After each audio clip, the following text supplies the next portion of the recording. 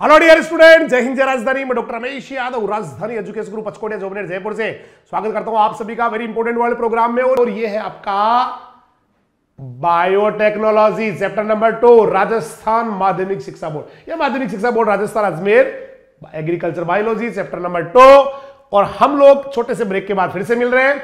अब हम पढ़ेंगे importance of biotechnology in agriculture, मतलब इसका क्या महत्व है, क्या क्या फायदा हुआ, क्या क्या इससे निकला, है ना। तो हायर जो प्लांट्स है उनमें हम लोगों ने देखो बायोटेक्नोलॉजी का यूज किया, हायर प्लांट्स में जीन डाले और कई सारे प्लांट्स को बना दिया शानदार ट्रांसजेनिक प्लांट बना दिया।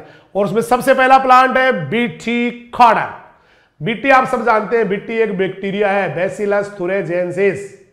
बीटी तो नान्या बैक्टीरिया से है, बैक्टीरिया से बैसिलस thuringiensis, और शॉर्ट में इसको बीटी कहते हैं। नेचुरली ये सोइल में मिलता है। तो एक bacterium called Bacillus thuringiensis commonly known as BT for short is found naturally in the soil।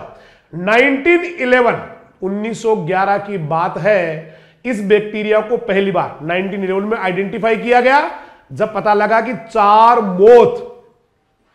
4 slub, है ना, सलब जानते हो ना, जो एडल्ट होते हैं फड़गली टाइप में, उनके लार्वा की इससे डेथ हो गई थी। 4 जो है ना लार्वा, इससे 4 मौत के लार्वा मर गए थे। 1911 में पहली बार इसको आइडेंटिफाइड किया गया, तब कि ये तो काम का यार, ये तो लार्वा मारता है, ये तो इंसेक्ट के जो है ना जो मौत होते हैं उसके लार्वा को मारता है। 1961 में अमेरिका में इसको बायोपेस्टिसाइड के रूप में रजिस्टर्ड कर लिया गया था। 1961 it was registered as biopesticide in US in 1661। बहुत अच्छे अच्छे क्वेश्चन है सारे के सारे, कि पहली बार बीटी को बायोपेस्टिसाइड के रूप में कब रजिस्टर्ड किया गया? 1961 में। पहली बार इसके भाई इंसेक्ट को मारता है, इंसेक्ट को नुकसान करता है, पता कब लगा?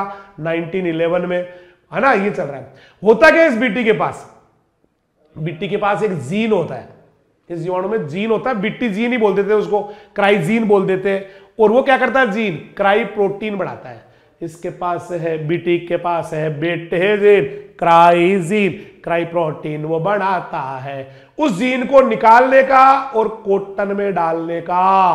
और आपकी जो हेडिंग है ना इसकी टॉपिक की, बीटी कॉटन, तो बीटी कॉटन बनाने का तो पहला आपने क्या किया? बीटी का लिया है जीन, क्राइजीन है, उस क्राइजीन से बन गई क्राई प्रोटीन। उस क्राइजीन को कपास में डाला, ठीक है भाई, क्राइजीन को कपास में ट्रांसफर किया और बन गई बीटी कॉटन। तो लिखा देखो, इस जीन को क्या बोलते हैं? क्राइजीन कहते हैं। और इस जीन को बीटी से अलग किया और कपास में डाल दिया, और वही जो जहरीली प्रोटीन बन रही थी ना बैक्टीरिया में ही, जो पहले मौत को मारा था इसने, वही क्राई प्रोटीन इसके अंदर बन जाती, कपास में बन जाती है। और ये बीटी कपास या किलर कॉटन कहलाती है। स्पेशली जो बीटी कॉटन होती है वो पिंक बोलवर्म को नुकसान करती है, यानी कि जैसे ही पिंक बोलवर्म इस कॉटन को खाता है, इस कपास को खाता है, मर जाता है ना। और कपास को कोई नुकसान उससे नहीं होता है। पिंक बोलवर्म नाम सुना होगा, पेक्टिनोफोरा गोसिपिएला, पेक्टिनोफोरा गोसिपिएला। तो बीटी में एक बार फिर से रिपीट कर दूं, बीटी या बेसिलस thuringiensis नेचुरली सोइल में मिलता है। 1911 में इसको आइडेंटिफाई किया गया। इसकी वजह से 4 इंसेक्ट के लार्वा मर गए थे, 4 मौत के लार्वा मर गए थे। 61 में अमेरिका ने इसको बायोपेस्टिसाइड के रूप में रजिस्टर्ड कर लिया। मिट्टी नॉर्मली सोइल में रहता है और इसके अंदर एक जीन होता है क्राइजीन, जो प्रोटीन बनाता है, जहरीली प्रोटीन। उस जहरीली प्रोटीन से इंसेक्ट मर जाते हैं। साइंटिस्ट ने बीटी जो जीवाणु है बैसिलस thuringiensis बीटी, उससे उस जीन को निकाला, कपास में डाल दिया और बन गई कपास, बीटी कपास या बीटी कॉटन, किलर कॉटन। और ये पिंक बोलवर्म को ज्यादा नुकसान करती है, जैसे पिंक बोलवर्म खाता है मोर जाता है। दूसरा बायोटेक्नोलॉजी का सबसे बड़ा फायदा हुआ फ्लेवर सोवर टमाटर बनाने में। फ्लेवर सावर या फ्लेवर सेवर कैसे बोल दो, ये ट्रांसजेनिक टमाटर है। मतलब जैसे बिट्टी कॉटन क्या है? ट्रांसजेनिक कॉटन है, बाहर से जीन डाला हुआ, बिट्टी का जीन लिया बेसिलस thuringiensis का, कॉटन में डाल दिया। तो फ्लेवर सोवर भी ट्रांसजेनिक टमाटर है। फ्लेवर सोवर टमाटर, ट्रांसजेनिक टमाटर। अब ये ट्रांसजेनिक टमाटर का फायदा क्या पता है आपको? ये लंबे समय स्टोर किया जा सकता है, क्योंकि अब ये खराब होता नहीं। इसको लाइफ, इसकी जो ना देखो लिखा है इसमें कि ये तो ट्रांसजेनिक टमाटर है और टमाटर को अधिक समय तक संग्रहित पहले नहीं कर पाते थे। अधिक समय तक संग्रहित करने पर ये खराब हो जाता था, मतलब स्टोर नहीं कर पाते लंबे समय। तो इसका संग्रहण समय या सेल्फ लाइफ बढ़ाने के लिए यानी ज्यादा समय इसको खराब होने से बचाने के लिए एक टेक्नोलॉजी यूज की गई थी, antisense RNA technology, antisense RNA technology. और इस एंटीसेंस आरएनए टेक्नोलॉजी से क्या किया, सेल वाल को गलाने वाले, डिकम्पोज करने वाले एक एंजाइम को कम कर दिया गया, और उस एंजाइम का नाम है शॉर्ट में पीजी, और पूरा नाम है पॉलीगैलेक्ट्रोनेज। मैं रिपीट कर दूं, ये तुम्हारा टमाटर है फ्लेवर सावर, ट्रांसजेनिक टमाटर है। अब ये खराब नहीं होता है, पहले ये जल्दी खराब हो जाते टमाटर, उनको लंबे समय नहीं रख पाते थे क्योंकि एक एंजाइम होता था पॉलीगैलेक्ट्रोनेज, पॉलीगैलेक्ट्रोनेज पीजी, वो उसको खराब कर देता था। तो एंटीसेंस आरएनए टेक्नोलॉजी यूज करके उस पीजी को या उस पॉलीगैलेक्ट्रोनेज को कम कर दिया गया। अब उसकी सेल वॉल जल्दी गलती नहीं है, सेल वॉल डिकम्पोज नहीं होती है, और अब वो कई दिन तक खराब नहीं होता है। तो in order to increase its storage और shelf life, that is to keep it tasty for a long time, the amount of enzyme polyglycronase is decreased, है ना, which decomposes its cell wall was reduced या was decreased by antisense RNA technology। तीसरा transgenic base, पहला BT cotton, दूसरा flavour sober टमाटर, flavour sober टमाटर, flavour sober टमाटर कैसे बनाया गया, एंटीसेंस आरएनए टेक्नोलॉजी, और पॉलीगैलेक्ट्रोनेज को कर दिया गया काम। अब आ गई ट्रांसजेनिक मेज। ट्रांसजेनिक मेज में लाइसिन ट्रिप्टोफेन बढ़ाने के लिए बहुत प्रयास किए गए, लेकिन एक जीन डाल के लाइसिन बढ़ाया गया है। लाइसिन अमीनो एसिड बढ़ाने के लिए एक जीन डाल दिया गया, लाइसिन अमीनो एसिड वाली प्रोटीन बढ़ाने के लिए, और वो बन गई ट्रांसजेनिक मेज। लाइसिन अमीनो अम्ल को बढ़ाने वाला जीन डाल दिया। लाइसिन अमीनो अम्ल की प्रोटीन वाला जो है ना, अमीनो अम्ल प्रोटीन बढ़ाते हैं, तो ऐसी प्रोटीन्स में लाइसिन अमीनो अम्ल हो, उसको ज्यादा बढ़ाने के लिए लाइसिन का जीन डाल दिया, और अब बन गई ट्रांसजेनिक मेज। इसमें होता है ज्यादा लाइसिन अमीनो एसिड वाली प्रोटीन। तीसरा, जब हम कोई हर्बिसाइड डालते हैं, अगला है देखो, खरपतवार नाशी प्रतिरोधक पदार्थों का निर्माण। जब हम कोई हर्बिसाइड या खरपतवार नाशी डालते हैं तो खरपतवार को तो नुकसान करती है, फसल को भी नुकसान करती है, लेकिन हमने ऐसे कई जीन डाल दिए कि अब वो खरपतवार नाशी का ज्यादा असर फसल पे नहीं होता, केवल खरपतवार ही मरते हैं। तो द इफेक्ट ऑफ हर्बिसाइड या weedicide is on the crop along with the weeds, बराबर फर्क पड़ता है। Therefore it is beneficial to make the crop resistant against weedicide. तो वीडिसाइड से रेजिस्टेंस बढ़ाना जरूरी था। अब देखो किस किस को रेजिस्टेंस बढ़ा गया है, जैसे तंबाकू और टमाटर। अगर आपने ग्लाइफोसेट डाला, ग्लाइफोसेट नॉन सेलेक्टिव हर्बिसाइड है, सबको मारती है, लेकिन तंबाकू और टमाटर में डालोगे तो वीड ही मरेंगे, तंबाकू टमाटर का कुछ नहीं बिगड़ेगा। समझ में आ गया सर? ग्लाइफोसेट रेजिस्टेंस जीन डालने से आ गई, तंबाकू में आ गई, टमाटर में आ गई। फिर दूसरी हर्बिसाइड है, ग्लाइफोसेट हर्बिसाइड है, आप डालो तंबाकू में, टमाटर में कोई दिक्कत नहीं, तंबाकू टमाटर का कुछ नहीं बिगड़ेगा, वीड मर जाएंगे। दूसरा है फोस्फिनोथ्राइसिन हर्बिसाइड या वीडिसाइड, और इसे रेजिस्टेंस किसमें आ गया, तंबाकू में। तंबाकू पे डालो फोस्फिनोथ्राइसिन, अब तंबाकू कुछ नहीं बिगड़ेगा, केवल वीड ही मरेगी। तंबाकू का कुछ क्यों नहीं बिगड़ेगा, जीन डाल दिया हमने, रेजिस्टेंट जीन।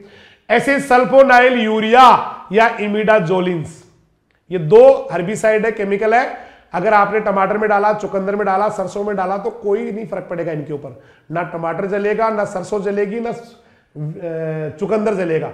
जलेगा कौन फिर, जलेगा केवल वीड, खरपतवार।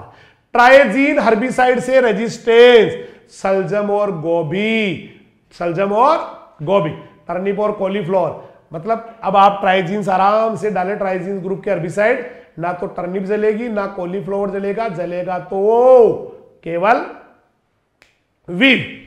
अब चलते हैं ये वाला part, very important, that is male sterile plants प्राप्त करना। नर बंदे, ऐसे पौधे जो नर हो लेकिन बांझड़े हो, वो पोलन में बनाते हो, है ना, तो इसको ना एक बार्नेट जीन डाल के बनाया गया था।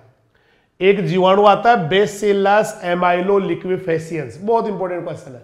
बेसिलस एमाइलोलिक्विफेसियंस से ले लिया बार्नेट जीन, बेसिलस एमाइलोलिक्विफेसियंस से ले लिया बार्नेट जीन, और इस बार्नेट जीन को तंबाकू में और तोरिया में डाल दिया, और इससे मेल स्टेरिलिटी आ गई।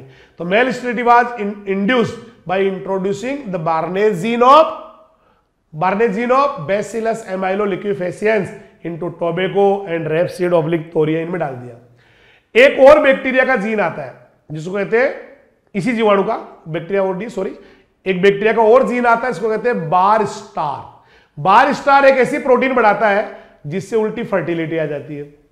तो बार्नेज बार्नेज स्टेरिलिटी, बार स्टार फर्टिलिटी, यानी कि बार्नेज तो लाता है बांझड़ापन और बार स्टार लाता है, बार स्टार से ऐसी प्रोटीन बनती है, लिखा है ना इसमें, इसी जीवाणु से, इसी बैक्टीरिया से, मतलब एमाइलो, ये आपका बैसिलस एमाइलो लिक्विफेसियंस से ही एक और जीन लिया बार स्टार, जो एक प्रोटीन बनाता है। उस प्रोटीन की वजह से क्या होता है, मेल फर्टाइल हो जाते हैं। अच्छा, ये फर्टिलिटी क्यों आप इसको मेल को जो है ना स्टेराइल करना चाहते हैं, क्योंकि इससे आपका विपुंसन का, इमास्कुलेशन का खर्चा नहीं होगा। हम क्या करते हैं, एक पौधे को फीमेल बढ़ाते हैं तो उसके नर को निकाल देते हैं, मेल पार्ट को निकाल देते हैं। तो संकर बीज पैदा करने के लिए क्या करते हैं, स्टेराइल जरूरी, मास्कुलेशन करते हैं। अगर आपकी फर्टिलिटी ऐसे ही बन रही है, मतलब ऐसे ही स्टेरिलिटी आ रही है, फर्टिलिटी हट रही है, तो फिर आपका एक खर्चा बच जाएगा इमास्कुलेशन का। अब संकर बीज पैदा करने के लिए पहले क्या कर लेते हैं, बार्नेज जीन वाले मेल फर्टाइल को क्रॉस कराते हैं बार स्टार जीन वाले पौधों से। अब बताओ बार्नेज क्या करेगा, सर स्टेरिलिटी लाएगा, बांझड़ापन लाएगा। बार स्टार क्या करेगा, सर ये तो फर्टाइल लाएगा, मतलब उसको बीज बनवाएगा। ठीक है भाई। तो for hybrid seed production male sterile plants carrying barnase gene, barnase gene जो स्टेराइल प्लांट है जिनके पास बार्नेज जीन है, उनको किससे क्रॉस कराते हैं, उनको बार स्टार जीन से वाले पौधों से क्रॉस कराते हैं। इससे क्या होगा, इस प्रकार जो हाइब्रिड प्लांट होंगे उसमें बार्नेज आर्नेज, है ना, आर्नेज कहते हैं राइबोन्यूक्लियेज एंजाइम को, नाम सुनाओ किसने, राइबोन्यूक्लियेज। बार्नेज क्या करता है, बार्नेज आर्नेज एंजाइम दोनों बार स्टार प्रोटीन को रोक देते हैं। फिर कि आपने जैसे पहले एक इधर कोई प्लांट खड़ा है जिसके अंदर बार्नेज जीन है, स्टेराइल हो, फिर आपने दूसरा प्लांट लिया बार स्टार वाला जो फर्टाइल है, मतलब बीज पैदा करने वाला है, दोनों क्रॉस कराया। क्रॉस कराने के बाद में जो हाइब्रिड प्लांट आया उसमें बार्नेज आर्नेज एंजाइम से, बार्नेज आर्नेज एंजाइम से बार स्टार प्रोटीन जो फर्टिलिटी लाती थी ना, उस बार स्टार प्रोटीन को रोक दिया, मतलब बार स्टार को काम करने नहीं दिया। केवल कौन काम करेगा, फिर बार्नेज ही करेगा, स्टेरिलिटी आएगी केवल, और बस हो गया काम। वो कैसे रोकता है, देखो ये बार्नेज आर्नेज जो एंजाइम होते हैं ना संकर पौधा बनाने के बाद में, वो बार स्टार को कैसे रोकते हैं, देखो ये जो एंथर होते हैं, परागकोश में जो टेपिटम है उसका आरएनए को मार देते हैं। बोले तो एंथर का जो, इंग्लिश में देख लो, इन द हाइब्रिड, कभी आपको हाइब्रिड बनाना पड़े जिसमें एक में बार स्टार एक में बार्नेज है, बार्नेज बांझड़ापन लाता है, तो बार स्टार है ना, बार स्टार वाला बार्नेज और बार स्टार वाले क्या है, वो फर्टिलिटी लाते हैं। तो आपने दोनों क्रॉस कराया, हाइब्रिड प्लांट आ गए, उसके बाद बार्नेज आर्नेज एंजाइम लेके बार स्टार प्रोटीन को डिस्टर्ब कर दिया, क्योंकि बार्नेज तो ला रही थी वो फर्टिलिटी, उसको डिस्टर्ब कर दिया। तो इससे क्या हुआ, जो कैसे डिस्टर्ब किया ये भी लिखा हुआ है कि जो एंथर है उसके अंदर टेपिटम आरएनए को मार दिया, तो वापस जो है ना बार स्टार ने काम करना बंद कर दिया, उसका आरएनए मार दो, आरएनए मार दो, प्रोटीन नहीं बनेगी जो फर्टिलिटी ला रही थी, प्रोटीन तो ला रही थी फर्टिलिटी, ऊपर लिखा हुआ देखो, ये देखो कि एक प्रोटीन बनाता है, एक जीवाणु बार स्टार जो एक प्रोटीन बनाता है, तो प्रोटीन नहीं बनते क्योंकि आरएनए को मार दिया, आरएनए तो बनाता है प्रोटीन भाई, तो आरएनए को तो मार दिया। तो इससे क्या हो गया, मेल स्टेरिलिटी वापस आ गई, क्रॉस भी हो गया, मेल स्टेरिलिटी भी आ गई। तो देखो इंग्लिश में देखो, in the hybrid plants obtained in this वे, जो इस तरह से हाइब्रिड बनाते हैं ना, बार्नेज आर्नेज एंजाइम, किससे, जिसमें एक तरफ बार्नेज है एक तरफ बार स्टार है, उनके हाइब्रिड प्लांट है ना, उन दोनों को फिर बार्नेज आर्नेज से वापस बार्नेज आर्नेज डाल के क्या करते, देखो आगे बार्नेज और RNase enzyme inhibits the barstar protein and tapetum RNA in the anther is destroyed. RNA मर गया, प्रोटीन बनना बंद हो गई, ऑटोमेटिकली मेल स्टेरिलिटी आ जाती है। समझ में आ गया साहब।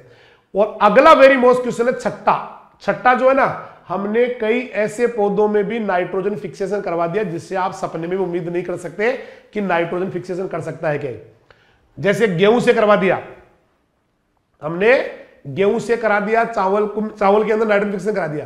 तो कैसे करवाया, देखो राइजोबियम मेलिलोटी, नाम तो सुना होगा, मेलेलोटे मेथी, मेलेलोटे रिज्का, मेलेलोटे सेंजी, मेलेलोटे मेथी। तो राइजोबियम मेलिलोटी का एक जीन निकाला, निप जीन। निप का पूरा मतलब होता है नाइट्रोजन फिक्सेशन जीन, NIF है ना, NI फॉर नाइट्रोजन, NITRO, तो नाई NI फिक्सेशन, निपजीन। क्वेश्चन आ सकता है, वेरी मोस्ट है कि राइजोबियम मेलिलोटिका निपजीन निकाला। पहले तो किसका निकाला, ये भी वेरी मोस्ट है। राइजोबियम मेलिलोटिका निपजीन निकाला, फिर उसको एग्रोबैक्टीरियम ट्यूमिफेसिस में डाल दिया, क्योंकि वेक्टर तो चाहिए ना डालने वाला।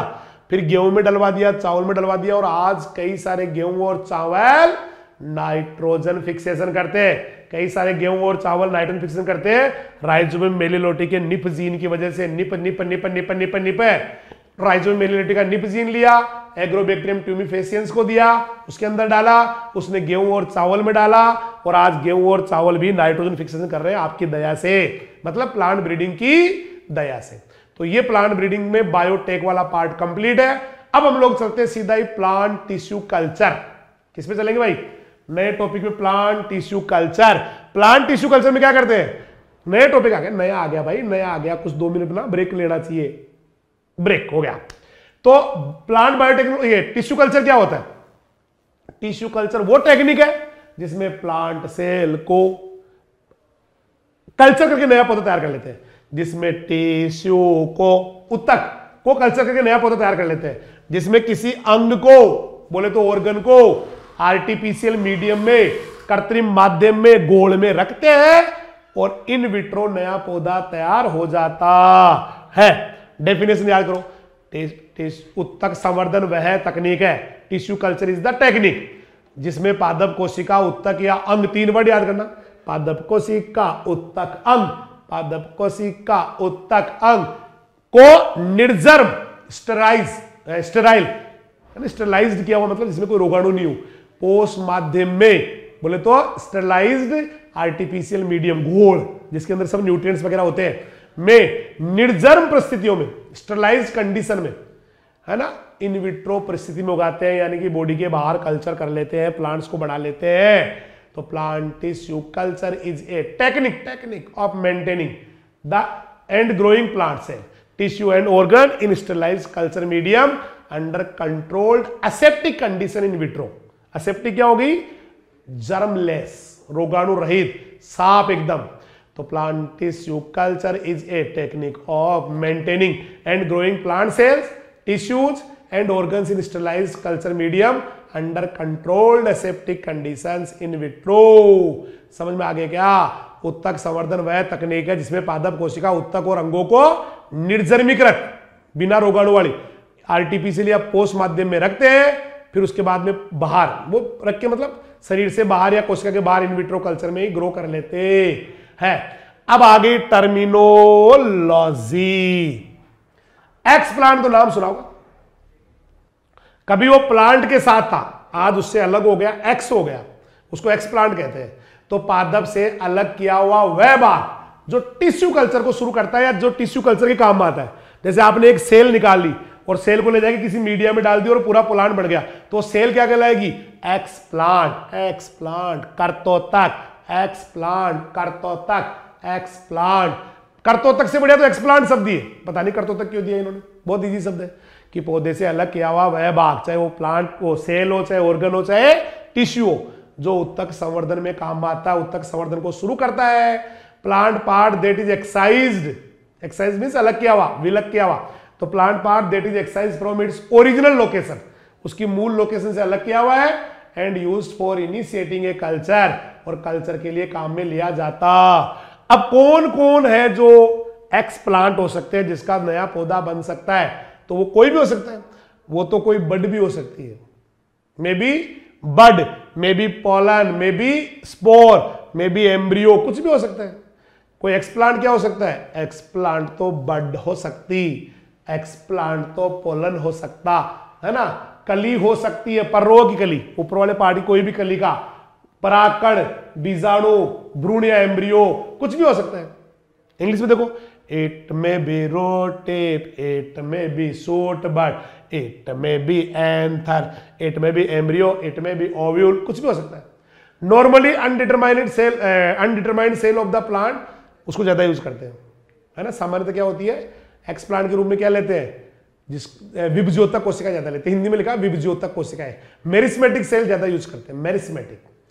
अब आ गया केलस, समझ में आ गया ना, एक्सप्लांट दो। अब आ गया केलस, जब आप उस एक्सप्लांट को किसी माध्यम में रखेंगे, किसी गोल में रखेंगे, तो थोड़ी देर में क्या होगा, उसके डिवाइड होके बहुत सारी सेल्स बन जाएगी। देखो ऐसे मैंने तो रखा एक सेल, डिवाइड होके बन गई, बहुत सारा गुच्छा बन गया सेल्स का। अब ये गुच्छा जो है ना, ग्रुप ऑफ सेल, ये ना तो कोई इनका कोई ऑर्गेनाइजेशन होता है कि कोई शेप होती है या कोई, है ना, तो असंगठित होती है, अनऑर्गेनाइज्ड होती है, ना ये डिफरेंशिएट होती है, भाई कोई पत्ती सा दिख रही है या फल सा दिख रही है।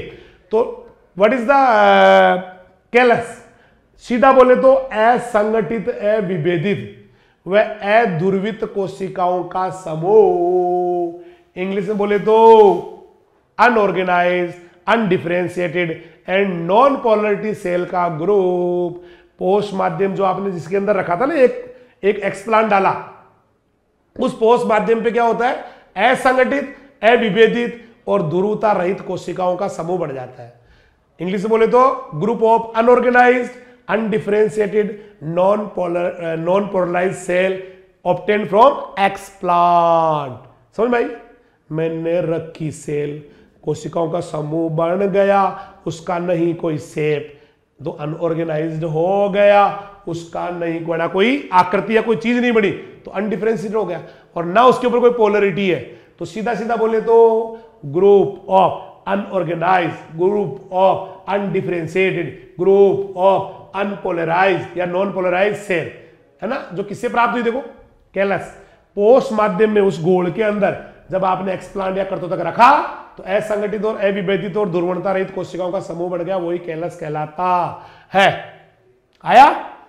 तो a group of unorganised, undifferentiated, non polarised cell obtained from explant on the host medium, host नहीं आएगा, ऑन द न्यूट्रिएंट मीडियम, गलत है,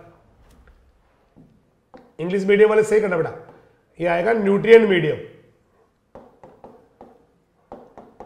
न्यूट्रिएंट मीडियम, ठीक है। अब लेते हैं प्रोटोप्लास्ट। प्रोटोप्लास्ट थोड़ी देर पहले बात हुई थी, जैसे एक तरबूज है मतीरो, और उसके ऊपर का छिलका हटा दिया आपने, केवल लाल गिरी रख ली, तो वैसे ही सेल है, उसका ऊपर का सेल वॉल को हटा दिया, केवल सेल मेम्ब्रेन और बाकी जो है ना अंदर का न्यूक्लियस और साइटोप्लाज्म भी रह गया, कोशिका द्रव्य, कोशिका भित्ति वही रह गई, मतलब सेल वॉल हटते ही वो प्रोटोप्लास्ट बन गया। Cell without cell wall, cell without cell wall is called protoplast. तो प्लांट सेल लिखा दो, कोशिका झिल्ली तो होगी उसके, लेकिन कोशिका भित्ति नहीं होगी, कोशिका झिल्ली युक्त तो होगी वो, लेकिन कोशिका भित्ति नहीं होगी, उन कोशिकाओं को बोलेंगे protoplast. Plant cell which contain cell membrane है बाबा, but not cell wall, are known as protoplast. Sub culturing, जब आप इसको, ये बन जाएगी ना आपकी कैलस बन गई, तो मेन जो आपका मीडिया है, मेन जो गोल है, उससे आप क्या करोगे, नए गोल में उनके पार्ट को नए गोल में डालोगे। कोशिका संवर्धन जो कर रहे हो ना आप, सेल कल्चर कर रहे हो, तो उसको एक जब बहुत सारी हो गई तो फिर उनको नए उसमें डालोगे, नए मीडिया में या नए गोल में डालोगे। तो कोशिका संवर्धन को ताजे संवर्धन माध्यम में स्थानांतरित करना, है ना, दूसरे में डालना, इसी को बोलते हैं सब कल्चरिंग। तो लिखा देखो, नहीं समझ में? जैसे आपने मान लो बहुत सारी काजू कतली बना ली और उनको अलग अलग प्लेटों में डाल दिया, फिर तो वैसे बहुत सारी जो है ना बेटा सेल बन गई, एक सेल की बहुत सारी सेल, तो उनको नए गोल में डाल दिया, नए बर्तन में डाल दिया, दैट इज सब कल्चरिंग। देखो ये लिखा हुआ है, कोशिका संवर्धन, सेल कल्चर को ताजे संवर्धन, नया ताजा बनाया हुआ मीडियम, संवर्धन मीडियम, कल्चर मीडियम में ट्रांसफर करने को ही सब कल्चरिंग कहते। तो the process of transferring the cell culture into a fresh culture medium is called subculturing. कितने दिन बाद में करते हैं? 1-1.5 महीने बाद में। सब कल्चरिंग कब करते हैं? जब 1-1.5 महीना हो चुका होता है उसके बाद में करते हैं, 4 से 6 सप्ताह बाद में करते हैं, वेरी मोस्ट है, जब कैलस पूरा डेवलप हो जाता है। क्या एकदम नए में करते हैं, थोड़ा बहुत पुराने वाला भी डालते हैं? मुझे पता आप बोल रहे हैं सर थोड़ा पुराना डालना जरूरी है, एकदम फ्रेश में नहीं करते, फ्रेश में करेंगे लेकिन थोड़ा सा पुराने वाला का गोल भी वापस मिलाएंगे, क्योंकि उसके प्रति वो हैबिचुअल है। तो जब आप सब कल्चरिंग कर रहे हैं तो कल्चर का कुछ भाग नए पात्र, एक पात्र से नए पात्र में भी डाल देते हैं, यानी कुछ पुराने वाला भी मिलाएंगे उसके अंदर। तो ड्यूरिंग सब culture only A part of the culture, थोड़ा सा भाग from a vessel is transferred into new culture vessel. इसके बाद में आ गया एम्ब्रियो कल्चर। अगर आपने किसी प्लांट का एम्ब्रियो लिया, उसको किसी मीडियम में या गोल में डाला और वो पूरा प्लांट बन गया, है ना, या उसका कल्चर हो गया, तो एम्ब्रियो कल्चर कहलाता है। नया वो है। तो प्लांट के कम विकसित, अर्ध विकसित या पूर्ण विकसित भ्रूण को लिया और उसका कल्चर कर लिया, उसको मीडियम में डाल के पूरा प्लांट तैयार कर लिया। ठीक है भाई। तो उपसंवर्धन में क्या कर, ये तो हो गया ना, ये एम्ब्रियो कल्चर है। पादप के अर्ध विकसित मतलब सेमी डेवलप्ड या पार्शियली डेवलप्ड या पूर्ण विकसित फुली डेवलप्ड अगर एम्ब्रियो है उसका कल्चर कर लेते हो तो वो कहलाता है एम्ब्रियो कल्चर। तो the method of culturing semi developed या पार्शियली डेवलप्ड और partially developed and fully developed embryo excise from the seed. Embryo तो सीड से निकलता है, सीड से लिया एम्ब्रियो, चाहे वो फुली डेवलप है चाहे थोड़ा बहुत डेवलप है, और उसको कल्चर मीडियम में डाल के पूरा पौधा तैयार कर लिया, वो कहलाता है एम्ब्रियो कल्चर। तूने लिया है एम्ब्रियो, कर लिया एम्ब्रियो का कल्चर, तूने सीड से लिया एम्ब्रियो, एम्ब्रियो का कल्चर। एम्ब्रियो बोल तो भ्रूण, भ्रूण भ्रूण, बीज का लिया है भ्रूण, कर लिया उसका कल्चर, कहलाता है भ्रूण संवर्धन या एम्ब्रियो कल्चर। ठीक है भाई। तो under embryo culture obtaining plants from the seeds that are being developed from the embryo culture. ना ना ना, बीजों से लेते हैं ना, ये प्लांट नहीं लेंगे, यहां पर भी भैया एम्ब्रियो आएगा इंग्लिश में ना, embryo. Under embryo culture obtaining embryo, यहां पे एम्ब्रियो करेंगे बेटा, इंग्लिश मीडियम।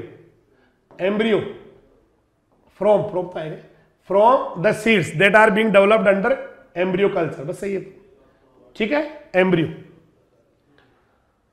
हो गया, चलो हो गया। प्लांट्स नहीं आएगा, एम्ब्रियो आएगा। ठीक है।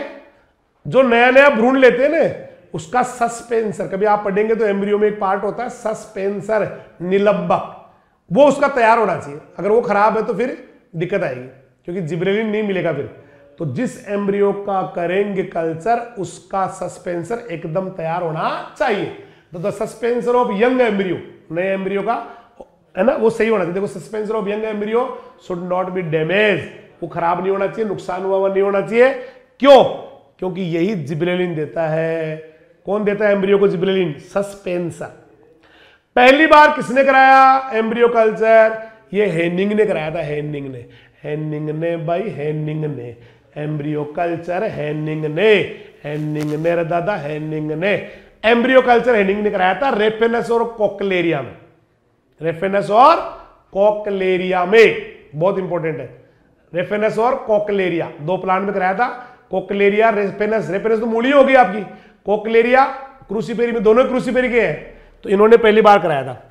अब लेते हैं ये काम दूसरा, पोलन कल्चर या एंथर कल्चर, पराग संवर्धन। इसकी यूटिलिटी क्या है पहले लेंगे। क्यों करवाते हैं पराग संवर्धन? क्योंकि जो पराग होते हैं ना, पराग बोले तो पोलन्स या फिर एंथर, वो क्रोमोजोम का एक ही सेट रखते हैं, एन होते हो, एन होता है पोलन ग्रेन, एन होता है एंथर। तो पराग या परागकोश में गुणसूत्रों का केवल एक ही सेट होता है, ओनली वन सेट होता है, इसलिए छोटा सा चेंज भी पता लग जाता है उसके अंदर। क्योंकि जैसे दो सेट है तो क्रोमोजोम डबल है, किसी एक में हुआ तो चेंज पता नहीं लगेगा भाई कुछ चेंज हुआ है, लेकिन एक ही एक हो, एक क्रोमोजोम एक ही हो, दूसरा सेट ही नहीं हो, जैसे मम्मा के क्रोमोजोम हो पापा के नहीं हो किसी इंसान में, है ना, ऐसे हो, तो वहां पे एक क्रोमोजोम में चेंज हुआ तो पता लग जाएगा। और वैसे दो दो जोड़ी हो तो जोड़ी में तो किसी एक में हुआ तो दूसरे में होना जरूरी है, तब पता लगता है। तो पहला फायदा तो क्या हो गया कि जो एंथर होते हैं, जो पोलन होते हैं, उनमें क्रोमोजोम का एक ही सेट होता है, इससे थोड़ा बहुत भी छोटा सा माइन्यूट चेंज भी हो रहा है ना, या अप्रवाही उत्परिवर्तन भी हो रहा है, तो वो इनमें हैप्लॉइड में पता लग जाता है, एन वाले में पता लग जाता है। हैप्लॉइड कहते हैं एन वाले को। तो they have single set of chromosome, so even a very small change और mutation can be detected in the haploids. पहला फायदा ये हो गया कि थोड़ा चेंज होते ही पता लग जाता है, क्योंकि एक ही क्रोमोजोम में सेट में एक ही है। दूसरा, कभी आपने उसको डबलिंग कर लिया, कोल्चिसिन डाल के एन को 2n कर लिया। देखिए फिर मैं रिपीट कर दूं, पोलन एन होते हैं, एंथर भी एन होते हैं, उनसे प्लांट भी कैसे बनेंगे, एन ही बनेंगे, हैप्लॉइड ही बनेंगे। लेकिन हैप्लॉइड प्लांट बनने के बाद में आपने उसके ऊपर कोल्चिसिन डाल के और उसकी डबलिंग कर दी, 2n कर दिया, तो वो दोनों एन सेम सेम होंगे और वो बन गया होमोजाइगस प्लांट। क्या बन गया? Homozygous plant. तो देखो ये एगुणित या हैप्लॉइड प्लांट होते हैं, ये होमोजाइगस डिप्लॉइड बनाने के काम में भी लिए जाते हैं। कैसे बनाए होमोजाइगस डिप्लॉइड? कि एन है उसके अंदर कोल्चिसिन है तो 2n बन गया, सेम सेम ही कोल्चिसिन से बनाते हैं। और ये होमोजाइगस प्लांट जो है ना बेटा, वो कभी आपने पेरेंट, कल पढ़ाया था मैंने आपको वो जनकों का चुनाव हाइब्रिडाइजेशन के अंदर, तो वो पेरेंट जो है ना होमोजाइगस होना जरूरी है। तो होमोजाइगस ऐसे बनाने लग गए आजकल, जल्दी बन जाते हैं। पुराने जमाने में तो सेल्फिंग कर करके बनाते थे, सेल्फिंग किया, फिर बीज प्राप्त किए, फिर बीजों को बोया, फिर पौधा होगा, फिर सेल्फिंग किया, फिर बीज मिल गया, ऐसे होता था। लेकिन आजकल डायरेक्ट बना देते हैं। तो ये हैप्लॉइड प्लांट जो है बेटा, वो होमोजाइगस डिप्लॉइड बनाने में काम में ले जाते हैं। और फिर इन होमोजाइगस डिप्लॉइड को क्या काम में लेते, देखो लिखा हुआ कि ये समयुग्मजीय द्विगुणित जो है ना, क्रॉसिंग करने में, जब आप हाइब्रिडाइजेशन कराओगे, क्रॉस कराओगे, तो पेरेंट के रूप में काम आता।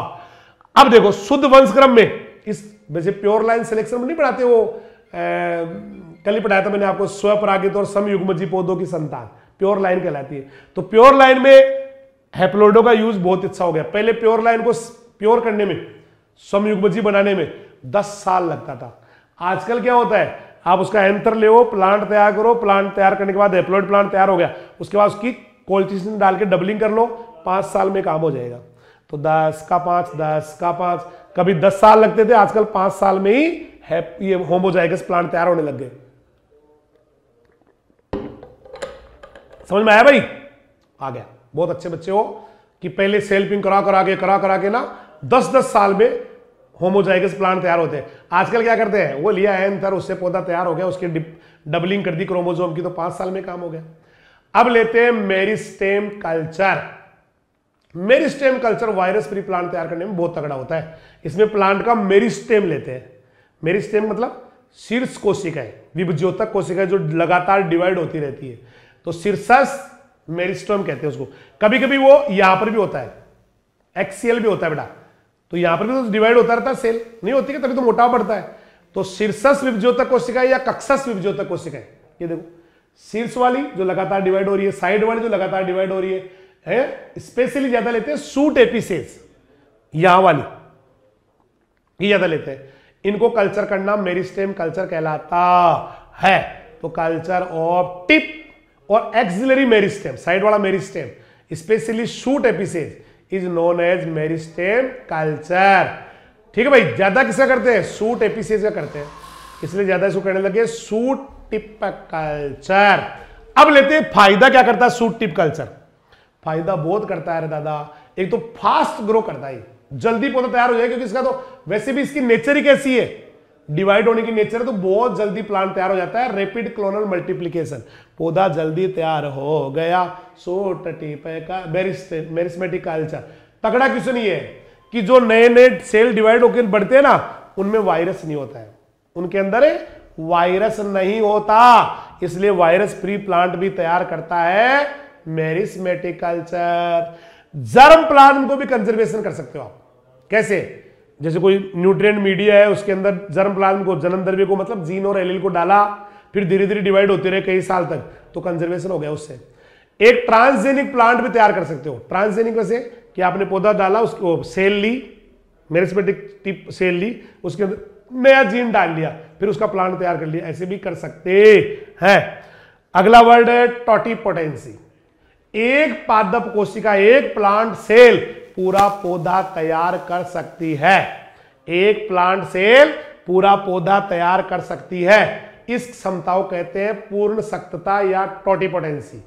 एक सेल से पूरा पौधा बन जावे, एक सेल से पूरा पौधा बन जावे, कहलाता टोटिपोटेंसी।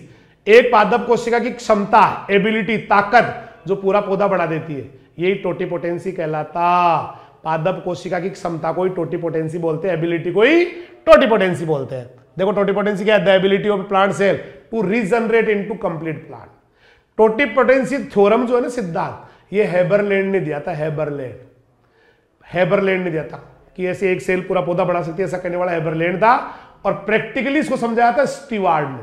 स्टीवार्ड, ठीक है। तो the concept of totipotency was given by Haberlandt and practical application of totipotency was explained या डेमोन्स्ट्रेटेड बाय स्टीवार्ड। स्टीवार्ड ने जंगली गाजर की एक कोशिका से पूरा गाजर का पौधा बना दिया था। तो पहले बार टोटिपोटेंसी को समझाया, दिखाया, करके दिखाया स्टीवार्ड ने। कैसे करके दिखाया? एक जंगली गाजर ली, वाइल्ड कैरेट ली, उसका एक सेल लेके पूरा गाजर का पौधा बना के दिखा दिया। That is totipotency. अब लेते हैं मीडियम। जो कल्चर मीडियम होता है वो कैसा होता है, उसमें क्या क्या होते हैं, जिसके अंदर आप सेल डाल रहे हो ना, मीडियम कैसा होता है। तो अगली आपकी हेडिंग आ रही है वाली कि जो कल्चरल मीडियम या न्यूट्रिएंट मीडियम, उसके बारे में हम क्या क्या सीखना चाहिए, क्या क्या होता है उसके अंदर। तो ऐसा आर्टिफिशियल मीडियम, ऐसा कृत्रिम माध्यम जो एक्स प्लांट को न्यूट्रिशन देता है, जिसमें आपने प्लांट पार्ट डाला, उसको न्यूट्रिशन दिया उसने और उसका ग्रोथ और डेवलपमेंट हो गया, उसको कहते हैं कल्चर मीडियम। तो वह कृत्रिम माध्यम जो डाले हुए प्लांट पार्ट या एक्स प्लांट को न्यूट्रिशन देता है, उसकी वृद्धि और विकास करवाता है, उसी को कहते हैं संवर्धन माध्यम या कल्चरल मीडियम। तो medium which provide nutrition to explant which is required for normal growth and development of explant. अब एक न्यूट्रिएंट मीडियम में होता क्या क्या है, पोस्ट माध्यम में होता क्या क्या है। तो हर वो चीज होती है जो एक प्लांट को डेवलप होने के लिए चाहिए, एक सेल को ग्रो करने के लिए, डिवाइड होने के लिए चाहिए। जो क्या क्या होता है, ये रहा। एक न्यूट्रिएंट मीडियम को देखा तो ऐसा लगा उसमें इनऑर्गेनिक साल्ट, इनऑर्गेनिक मतलब विद नाइट्रोजन, फास्फोरस, पोटाश, इस तरह से है ना, उसमें इनऑर्गेनिक साल्ट, मिनरल्स, उसमें विटामिन भी है, उसमें सुक्रोज भी है। सुक्रोज क्यों? क्योंकि सोर्स ऑफ कार्बन है, सोर्स ऑफ एनर्जी है सुक्रोज, वो भी उस गोल के अंदर गुड़ी होती है। उसमें growth regulator, growth regulator 2,4-D, oxygen, cytokinin, BAP, benzyl amino purine, ये सब होते हैं।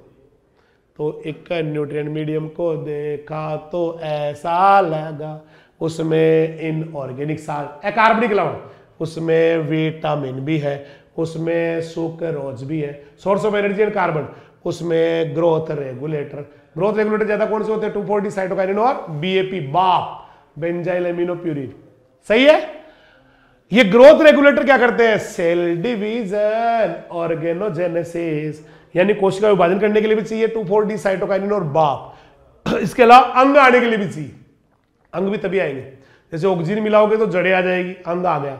साइटोकाइनिन ज्यादा मिला दिया ना उस गोल के अंदर तो पहले तना आ जाएगा। ऐसे करते हैं। तो ये ग्रोथ रेगुलेटर किस लिए चाहिए? देखो, ग्रोथ रेगुलेटर सेल डिवीजन करवाते, अंगोद्भव यानी अंग भी लाते हैं, राइट। तो growth regulator are required for cell division and organogenesis in plant. सबसे ज्यादा कौन सा मीडियम काम में लेते हैं? तो एक एमएस मीडियम, बना बनाया अगर आपको कभी मीडियम लाना हो तो एमएस मीडियम, या बनाना हो तो एमएस मीडियम ज्यादा काम में लेते हैं, जिसका पूरा नाम है मुरासिगे एंड स्कूग मीडियम। मुरा, क्या नाम बताया मैंने? Murashige Skoog, Murashige Skoog. तो Murashige and Skoog cultural medium is most commonly used cultural medium, MS medium भी कहते हैं। इस मीडियम को जर्मलेस कैसे करते हैं? तो Murashige and Skoog culture medium is the most used, है ना, most commonly used culture medium है। इसको कैसे रोगाणु रहित कैसे करते हैं? तो इसको रोगाणु रहित करने की क्रिया कहते हैं ऑटोक्लेविंग, ऑटोक्लेविंग, ऑटोक्लेविंग। ये रहा तुम्हारा ऑटोक्लेविंग, ऑटोक्लेव है। हालांकि सब जानते हैं कि स्टील का सा बर्तन सा आता है, इसमें रख देते इस मशीन में। ये देखो,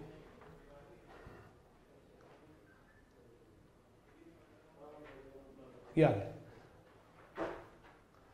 ऐसे आते हैं।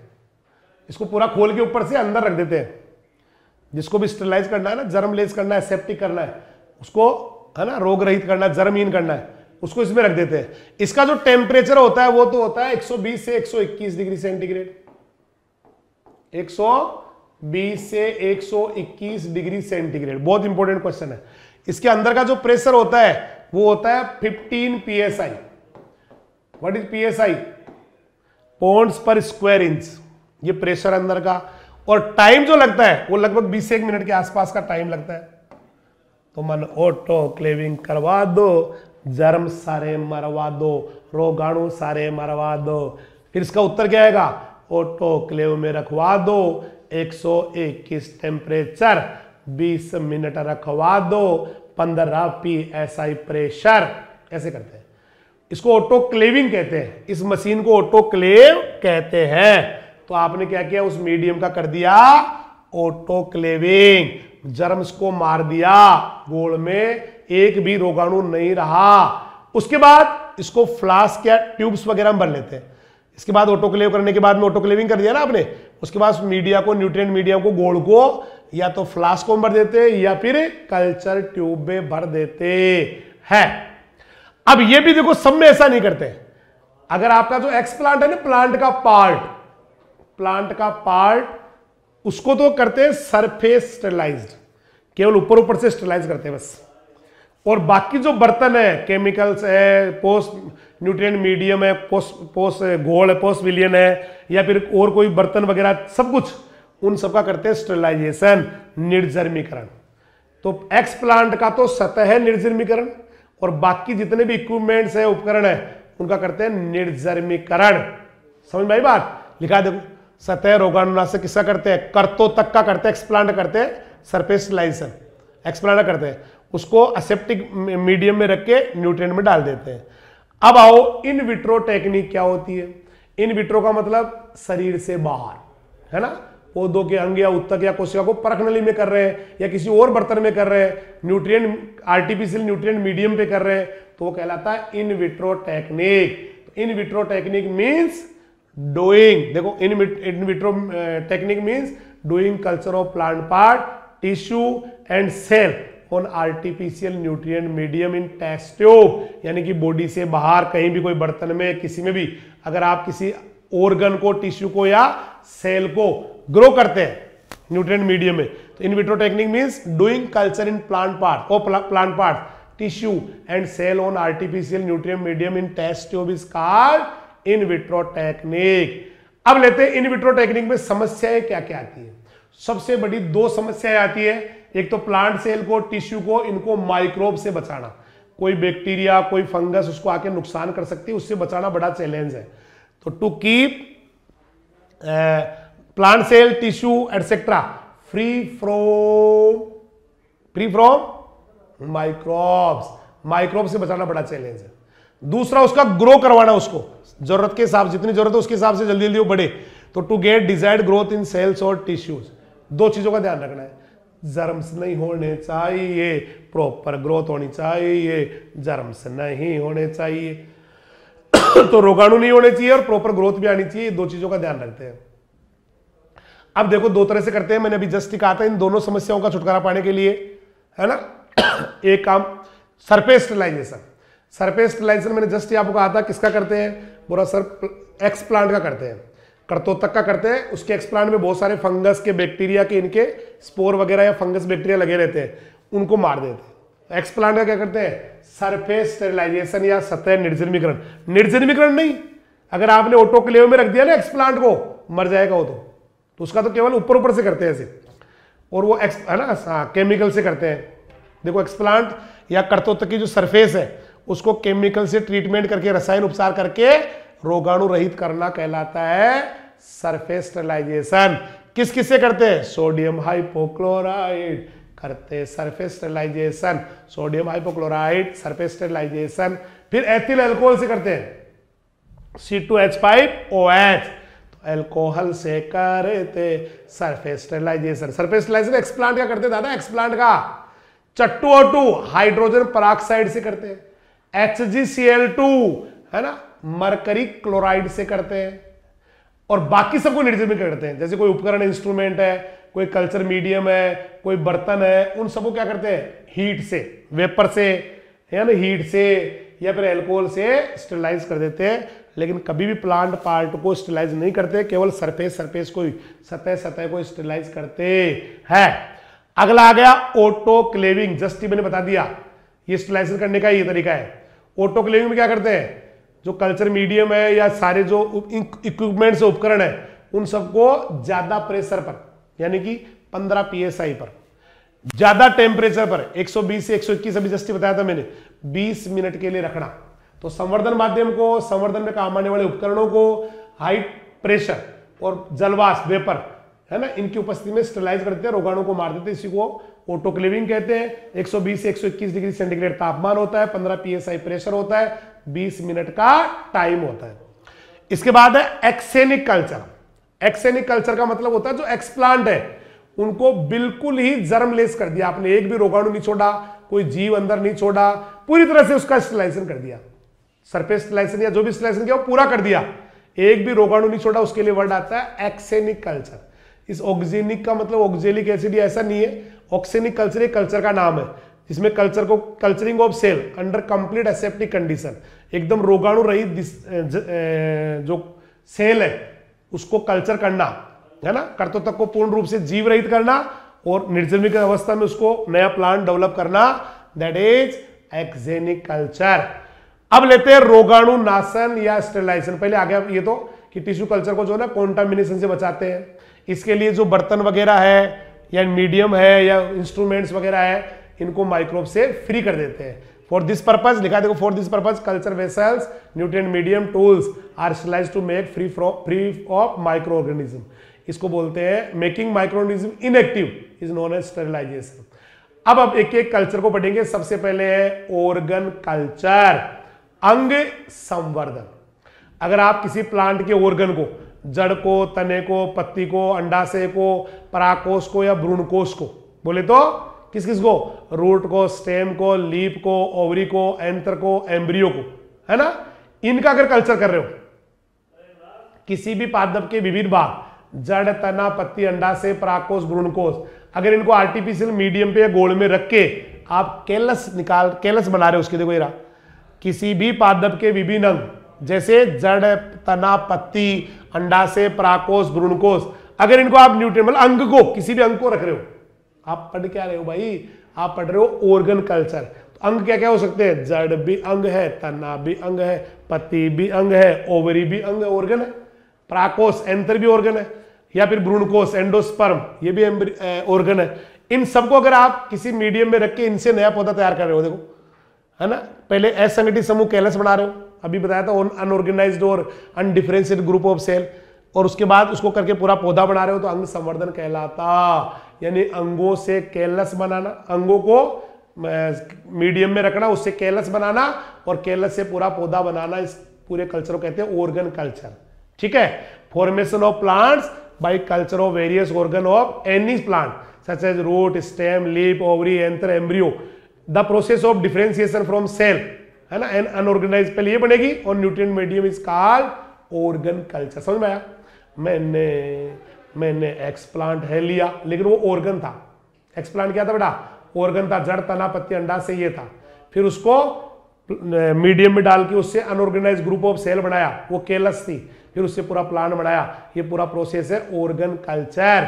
केलस से अगर आप पहले जड़ें निकाल रहे हो तो उसके लिए वर्ड आता है राइजोजेनेसिस। राइजो बोले तो जड़, जेनेसिस बोले तो बनना।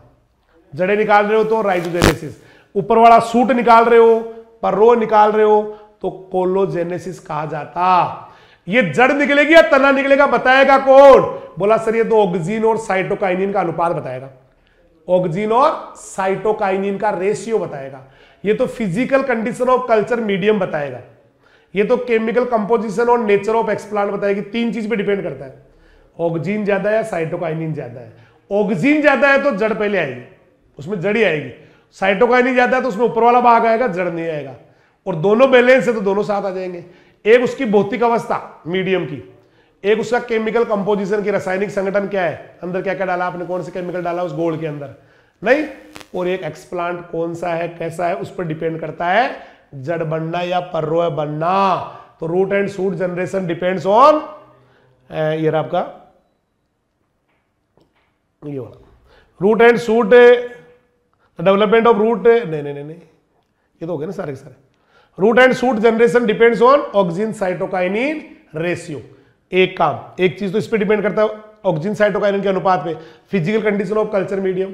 एक जो आपका कल्चर मीडियम उसकी भौतिक अवस्था पे डिपेंड करता है, एक उसकी केमिकल कंपोजिशन पे, रासायनिक संगठन पे डिपेंड करता है, और एक नेचर ऑफ एक्सप्लांट पे डिपेंड करता। जनरली क्या होता है देखो, ऑक्सीजन साइटोकाइनिन का अगर रेशियो ज्यादा आ रहा है, ज्यादा कब आएगा, ऑक्सीजन, आप कैसे लिखते हैं रेशियो को, ऑक्सीजन साइटोकाइनिन रेशियो कैसे लिखोगे, ऊपर लिखोगे ऑक्सीन की मात्रा बटा साइटोकाइनिन की मात्रा।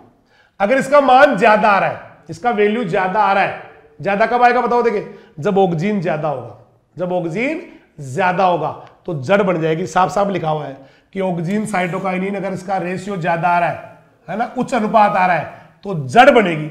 और अगर ये लो आ रहा है, इसका आंसर कम आ रहा है, कम कब आएगा, जब ये बड़ा होगा, ये ज्यादा होगा और ये कम होगा। जैसे ये 4 है 5 है तो आंसर 1 से भी कम आ जाएगा, नहीं आएगा क्या? तो जब ये रेशियो कम रहेगा, रेशियो कम होने का मतलब साइटोकाइनिन ज्यादा हो जाएगा तो सूट पहले आएगा, सूट आ जाएगा। तो ऑक्सीजन है ज्यादा, रूट आएगी, साइटोकाइनिन से सूट आएगी, सूट आएगी। Number 2, embryo culture.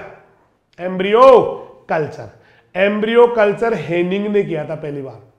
हेनिंग ने भाई, हेनिंग ने पहले भी आया था, अभी थोड़ी देर पहले वो कोकलेरिया और रेडी उस पर किया था रेफेरेंस से, नहीं किया था कि थोड़ी देर पहले तो आया था। तो हेनिंग ने भाई, हेनिंग ने पहली बार एम्ब्रियो कल्चर किया। हेनिंग ने 1904 में बीज का मेच्योर एम्ब्रियो निकाला, उसको मीडियम में रखा और पूरा पौधा बढ़ा दिया। लेकिन लेबक ने इसको समझाया कि ये काम में कैसे आता है, कैसे करते हैं, ये लेबक ने समझाया। तो पहली बार हेनिंग ने कराया, लेकिन इसको प्रैक्टिकली कराने बताने वाले कौन थे? लेबक। लेबक आ गया। किसी प्लांट को अगर आ गया ना समझ में, इंग्लिश में भी आ गया है ना। किसी पौधे के भ्रूण को अगर आप पात्र संवर्धन करते हैं और उसके बाद बीज मेच्योर करते हैं तो 10 से 20 दिन लगते हैं। दोबारा सुनना, किसी पादप के भ्रूण को आपने पहले कल्चर किया है ना, कल्चर तो उपयुक्त होने के बाद फिर बीज को मेच्योर होने में टाइम लगा 10 से 20 दिन। पहले आपने एम्ब्रियो लिया, फिर उससे बीज बनाया तो टाइम लगा 10 से 20 दिन। लेकिन अगर यूं की नहीं करके आप सीधे भ्रूण को कल्चर करके उससे पौधा ही ले लो, बीज मत बनाओ। अरे एक तो एम्ब्रियो लेके उससे बीज बनाए, फिर उस बीज को बोया, फिर पौधा, एक तो ये तरीका है। और एक क्या है कि आप डायरेक्ट ही एम्ब्रियो वो लेके उसका जो ना पार्ट एम्ब्रियो लेके और एम्ब्रियो सीधा पौधा ही बना लो ना, बीज क्यों बनाते हो? 2 सिस्टम है, एम्ब्रियो लिया, बीज बनाया, बीज बो के पौधा तैयार किया, और एक एम्ब्रियो लिया और सीधा पौधा ही बना दिया उससे कल्चर में। ये लिखा हुआ देखो कि किसी पौधे के भ्रूण को पात्र संवर्धन यानी इन विट्रो कल्चर में उपयुक्त होने के बाद बीज को मेच्योर होने में 10 से 20 दिन लगता है। तो एक तो ये तरीका हो गया कि after the embryo plant is suitable for in vitro culture it takes 10 to 20 days for seed to mature. अगर ऐसा नहीं करके आप इसको भ्रूण को ही संवर्धन करके उससे सीधा पौधा ही ले ले तो वो 10-20 दिन जो है ना, जो बीज उगने वाले हैं वो नहीं लगेंगे, फिर आपके वो बच जाएंगे। आपको लिखा है इस प्रकार भ्रूण संवर्धन करके नए पौधे प्राप्त करने में 10 से 20 दिन की बचत हो जाएगी। क्योंकि पहले तो आपने क्या किया, पहले बीज एम्ब्रियो से बीज बढ़ाया, फिर बीज को बोया, 10-20 दिन बाद में पौधा होगा, और ऐसे डायरेक्ट ही पौधा ही बढ़ा दिया तो 10-20 दिन बच गए ना भाई साहब। तो नई किस्मों के लिए समय बच गया, इससे नहीं आया शायद। एम्ब्रियो से बीज, बीज से पौधा, एक रूट तो ये है, लेकिन इसमें बीज से जो पौधा तैयार होता है उसमें 10-20 दिन लगते हैं, और एक एम्ब्रियो सीधा ही पौधा, तो 10-20 दिन वाला टाइम बच गया आपके पास, सीधा ही पौधा ही बन गया बिना बीज बनाए। तो in this way up to 10 to 20 days can be saved in obtaining new plants by embryo culture and the time required for development of new variety can be reduce. नई वेराइटी में 10-20 दिन कम लगेंगे। अब 2 प्रकार भ्रूण को 2 प्रकार से कल्चर करते हैं। एक तो बीज से भ्रूण निकाल के करते हैं, एक तो देखो embryo can be culture in 2 ways of embryo culture. एक तो to obtain embryo from seed, आपने बीज लिया और उसमें से एम्ब्रियो निकाला, एक तो ऐसे करते हैं। और एक क्या करते हैं, जो डेवलप हो रहा जो एम्ब्रियो है उसको प्लांट से अलग कर लेते हैं। 2 तरीके हैं, एक तो निकाला बीज से एम्ब्रियो, बीज से एम्ब्रियो, बीज से भ्रूण, बीज से भ्रूण, और दूसरा जो डेवलप हो रहा है ना एम्ब्रियो प्लांट के अंदर, वो डायरेक्ट बीज से नहीं निकाल के प्लांट से एम्ब्रियो निकाल लिया उस समय। अरे एक तो बीज घर पे पड़ा, उस बीज में से निकाल के लाए, और एक प्लांट के अंदर ही बीज था, उसके अंदर ही एम्ब्रियो था, वो निकाल के लिए। नहीं समझ में?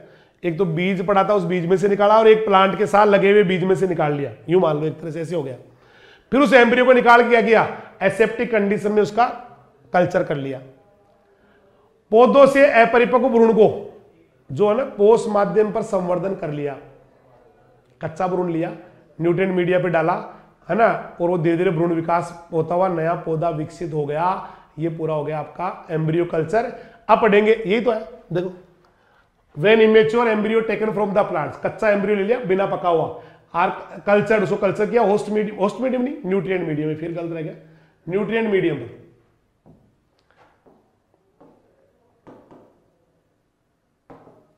न्यूट्रिएंट मीडियम पर, है ना। The embryo does not go through dormancy, वो डोरमेंसी भी नहीं आएगी उसके अंदर और वो नया पौधा बन जाएगा। अब लेते हैं काम में क्या आता है एम्ब्रियो कल्चर, इसकी उपयोगिता क्या है।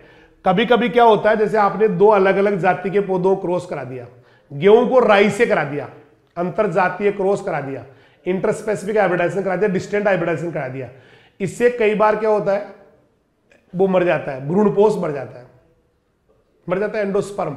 अब भ्रूणपोष या एंडोस्पर्म मर गया तो भ्रूण को पोषण कौन देगा, फिर एम्ब्रियो भी मरेगा।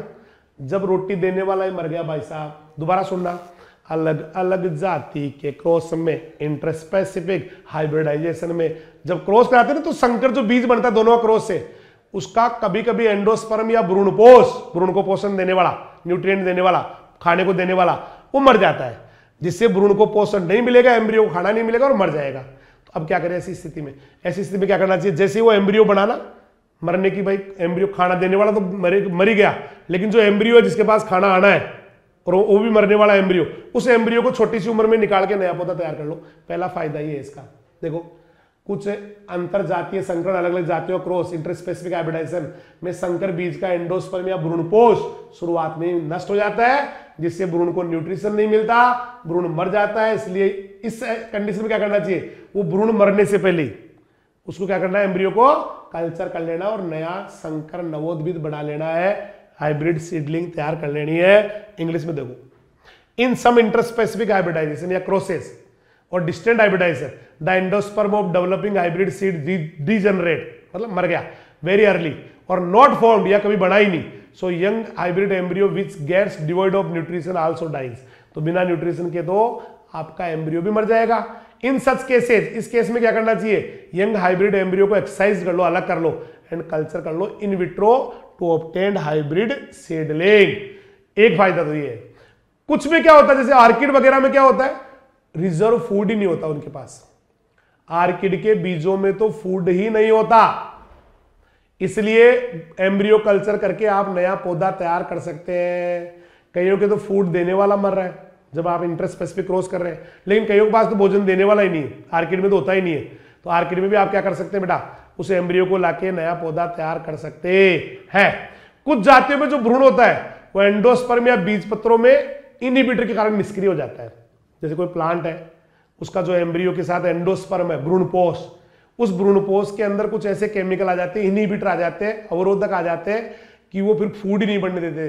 तो उन इनहिबिटर को हटा के, उसकी निष्क्रियता को समाप्त करके फिर आप आराम से भ्रूण को डेवलप कर सकते हैं और नया पौधा प्राप्त कर सकते हैं। जैसे ये किया हुआ देखो, आपकी बुक में डायग्राम है, दिख रहा है किसी को ये? देखो देखो समझ में आ रहा हो तो किसी के। जैसे ये फूल है, यहां लिखा हुआ फ्लावरिंग स्टेज, ये फ्लावरिंग स्टेज है। इसमें क्या करेंगे, जैसे फ्लावरिंग में फूल आ गए तो कच्चा एम्ब्रियो निकाल लेंगे, है ना, कच्चा एम्ब्रियो निकाल लेंगे, इमेच्योर एम्ब्रियो निकाल लेंगे, है ना, और 8 से 10 दिन पुराने ये निकाल के ले आए और इसको कल्चर में रख दिया, मीडियम में रख दिया, ठीक है। फिर ग्रोथ करने वाले, जिससे ग्रोथ हो उस मीडियम में रख दिया, पहले कल्चर हुआ, फिर उसकी ग्रोथ करके पौधा तैयार कर लिया, फिर जड़ बनने वाले मीडियम में रख दिया, तो उसकी क्या आ गई, जड़ें आ गई, है ना, जड़ें भी आ गई, तना भी आ गया, पहले अलग अलग दोनों को निकाल लिया और फिर उसको पौधा बना लिया। एक तरीका तो ये है, क्या तरीका बताओ, देखिए, छोटे सी उम्र में निकाल लिया एम्ब्रियो, एम्ब्रियो निकाल के उसका यहां पर क्या कर लिया, देखो आपकी किताब में डायग्राम है, कल्चर कर लिया, फिर उसको रखा ग्रोथ वाले मीडियम में, तो उसकी ग्रोथ हो गई, मतलब पत्तियां आ गई, टहनियां आ गई, फिर उसको जड़ बनाने वाले में रख दिया यहां पर, तो जड़ें भी आ गई और बाद में पूरा पौधा तैयार हो गया। एक तरीका तो ये है। एक तरीका ये है कि आप जो है ना बेटा, डायरेक्ट उसका जो है ना मैच्योर करके और जो बीज ले लिया और बीज का अंकुरण करा के बीज को उगा दिया, जैसे अपन करते हैं, बीज को उगा के नया पौधा तैयार कर लेते हैं, तो भी पौधा आ गया। तो ये तो बिना एम्ब्रियो के हो रहा है कि बीज मिला और बीज को बो के नया पौधा तैयार किया। इसमें दिन लग रहे हैं 120 से 150 पौधे का बीज। यही करते हैं हम घर पे, यही तो करते हैं खेती में, यही तो करते हैं भाई, गेहूं का बीज लाए और उसको बो के नया गेहूं उगा लेते हैं। तो अगर आप यूं कर रहे हो ना नॉर्मली कि आप बीज से पौधा तैयार कर रहे हो, बीज बो के तैयार कर रहे हो, ये वाला पार्ट, है ना, बीज आया, फिर बीज को उगाया, फिर नया पौधा, तब तो लगेंगे आपके यहां पर लिखा हुआ देखो 120 से 150 दिन, यानी कि 4 से 5 महीने लगेंगे। 4-5 महीने में पूरा पौधा तैयार होगा। ठीक है, हो गया ना। और अगर ये काम करोगे ना आप कल्चर में, सीधा उसका एम्ब्रियो लिया, उसको मीडियम में डाला, फिर उसका पौधा आ गया, पौधे की फिर पहले तना निकाल लिया, फिर जड़ें निकाल ली, फिर पौधा, तो 60 से 75 दिन में काम हो जाएगा ये। आधा टाइम बच गया रे बाबा, आधा टाइम बच गया रे बाबा, समझ में आया क्या? फिर उसके बाद वापस एम्ब्रियो निकाल लेंगे। नहीं समझ में ऐसा है, चलो मैं एक बार उधर समझा देता हूं कि एम्ब्रियो कल्चर कैसे इंपॉर्टेंट है।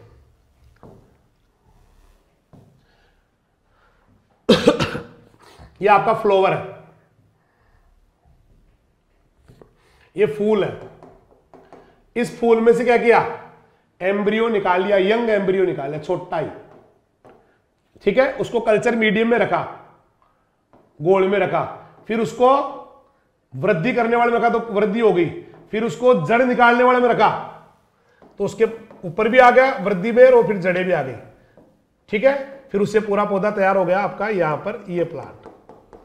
इसमें टाइम लगता है 60 से कितना दिन लगा था, 60 से 75 दिन लगता है। और एक अपन जैसे नॉर्मली करते हैं कि ये पौधा, उसका पहले हमने वो निकाल लिया, फ्लावर या जो बीज बन रहा है उसको निकाल लिया, फिर ये बीज जो है ना बेटा बड़ा हो गया, मेच्योर हो गया, परिपक्व बीज बन गया, परिपक्व हो गया, बन गए बीज हो गया, फिर हमने बीज को बो दिया, जमीन के नीचे बीज बोया, फिर उससे पौधा निकला। तो इसमें जो टाइम लगेगा ना, बीज वाला जो प्रोसेस, बीज से नए पौधे तैयार करने में, वो लगेगा आपका 120 से 150 दिन, जबकि उधर कितना लगा, 60 से 75 दिन लगा। तो कल्चर करने में फायदा है ऐसे नॉर्मल उगाने के बजाय। ठीक है भाई, ऐसे।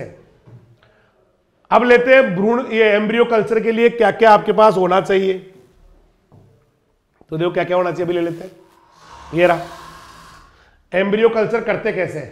पहले तो चाकू, सुई, चिमटी, जो भी जिससे निकालना है ना आपको, एम्ब्रियो निकालना है, बीज निकालना है, उस चाकू, सुई, चिमटी को पहले आप स्टरलाइज कर लो, कोई जर्म नहीं रह जाए, रोगाणु नहीं रह जाए। उसके बाद फल ले लो, फल को सोडियम हाइपोक्लोराइड या एल्कोहल से निर्जमीकृत कर लो, उसको भी स्टरलाइज कर लो, फ्रूट को भी कर लो स्टरलाइज। देखो, first of all the equipment, knife, needle, tweezers, इनको क्या करेंगे, स्टरलाइज करेंगे। फिर surface of the selected fruit, उसका सरफेस करेंगे, सरफेस स्टरलाइजेशन, सोडियम हाइपोक्लोराइड पहले भी आ चुका है, एल्कोहल से कर लेंगे। अब फल को काटेंगे और जो स्टरलाइज चिमटी है उससे उसका ओव्यूल या बीज को निकाल के बाहर रख लेंगे, पेट्री डिश में रख लेंगे। ठीक है भाई, और उसके बीजाणु को या ओव्यूल को काटेंगे और अंदर से एम्ब्रियो निकाल लेंगे और सीधा ही न्यूट्रिएंट मीडियम में रख देते हैं। तो पहले तो फल को काट लिया, उसमें से बीजाणु निकाल लिया, फिर उसको ले जाके रख दिया, बस निर्जमीकरण। वो क्या करना, उसमें मीडियम में रख दिया, मीडियम के अंदर।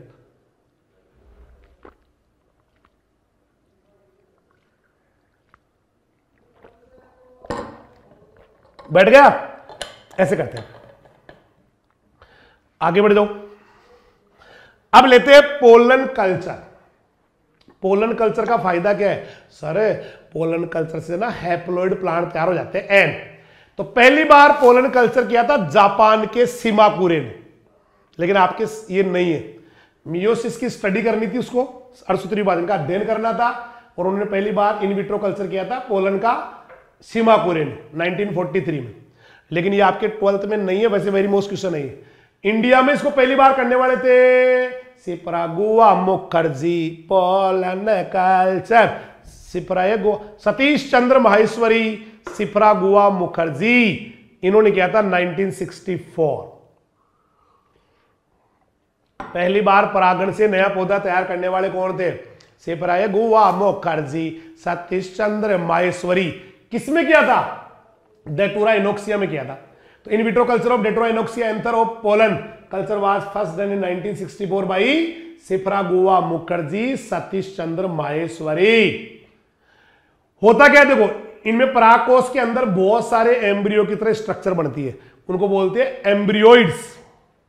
मैंने लिया पोलन, कल्चर शुरू कर दिया, कल्चर करते करते कई भ्रूण जैसी स्ट्रक्चर बन गई, कई भ्रूण जैसी स्ट्रक्चर्स में बन गई, भ्रूण की तरह की स्ट्रक्चर बन गई, और उनको कहा इन्होंने एम्ब्रियोइड्स।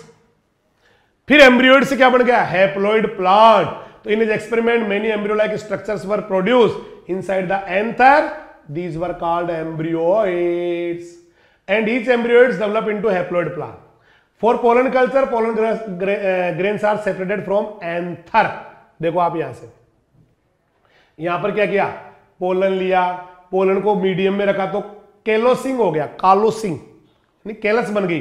फिर उसके सूट निकाल लिया, सूट जनरेशन मतलब ऊपर वाला भाग निकाल लिया, फिर उसको हार्डनिंग कर दिया।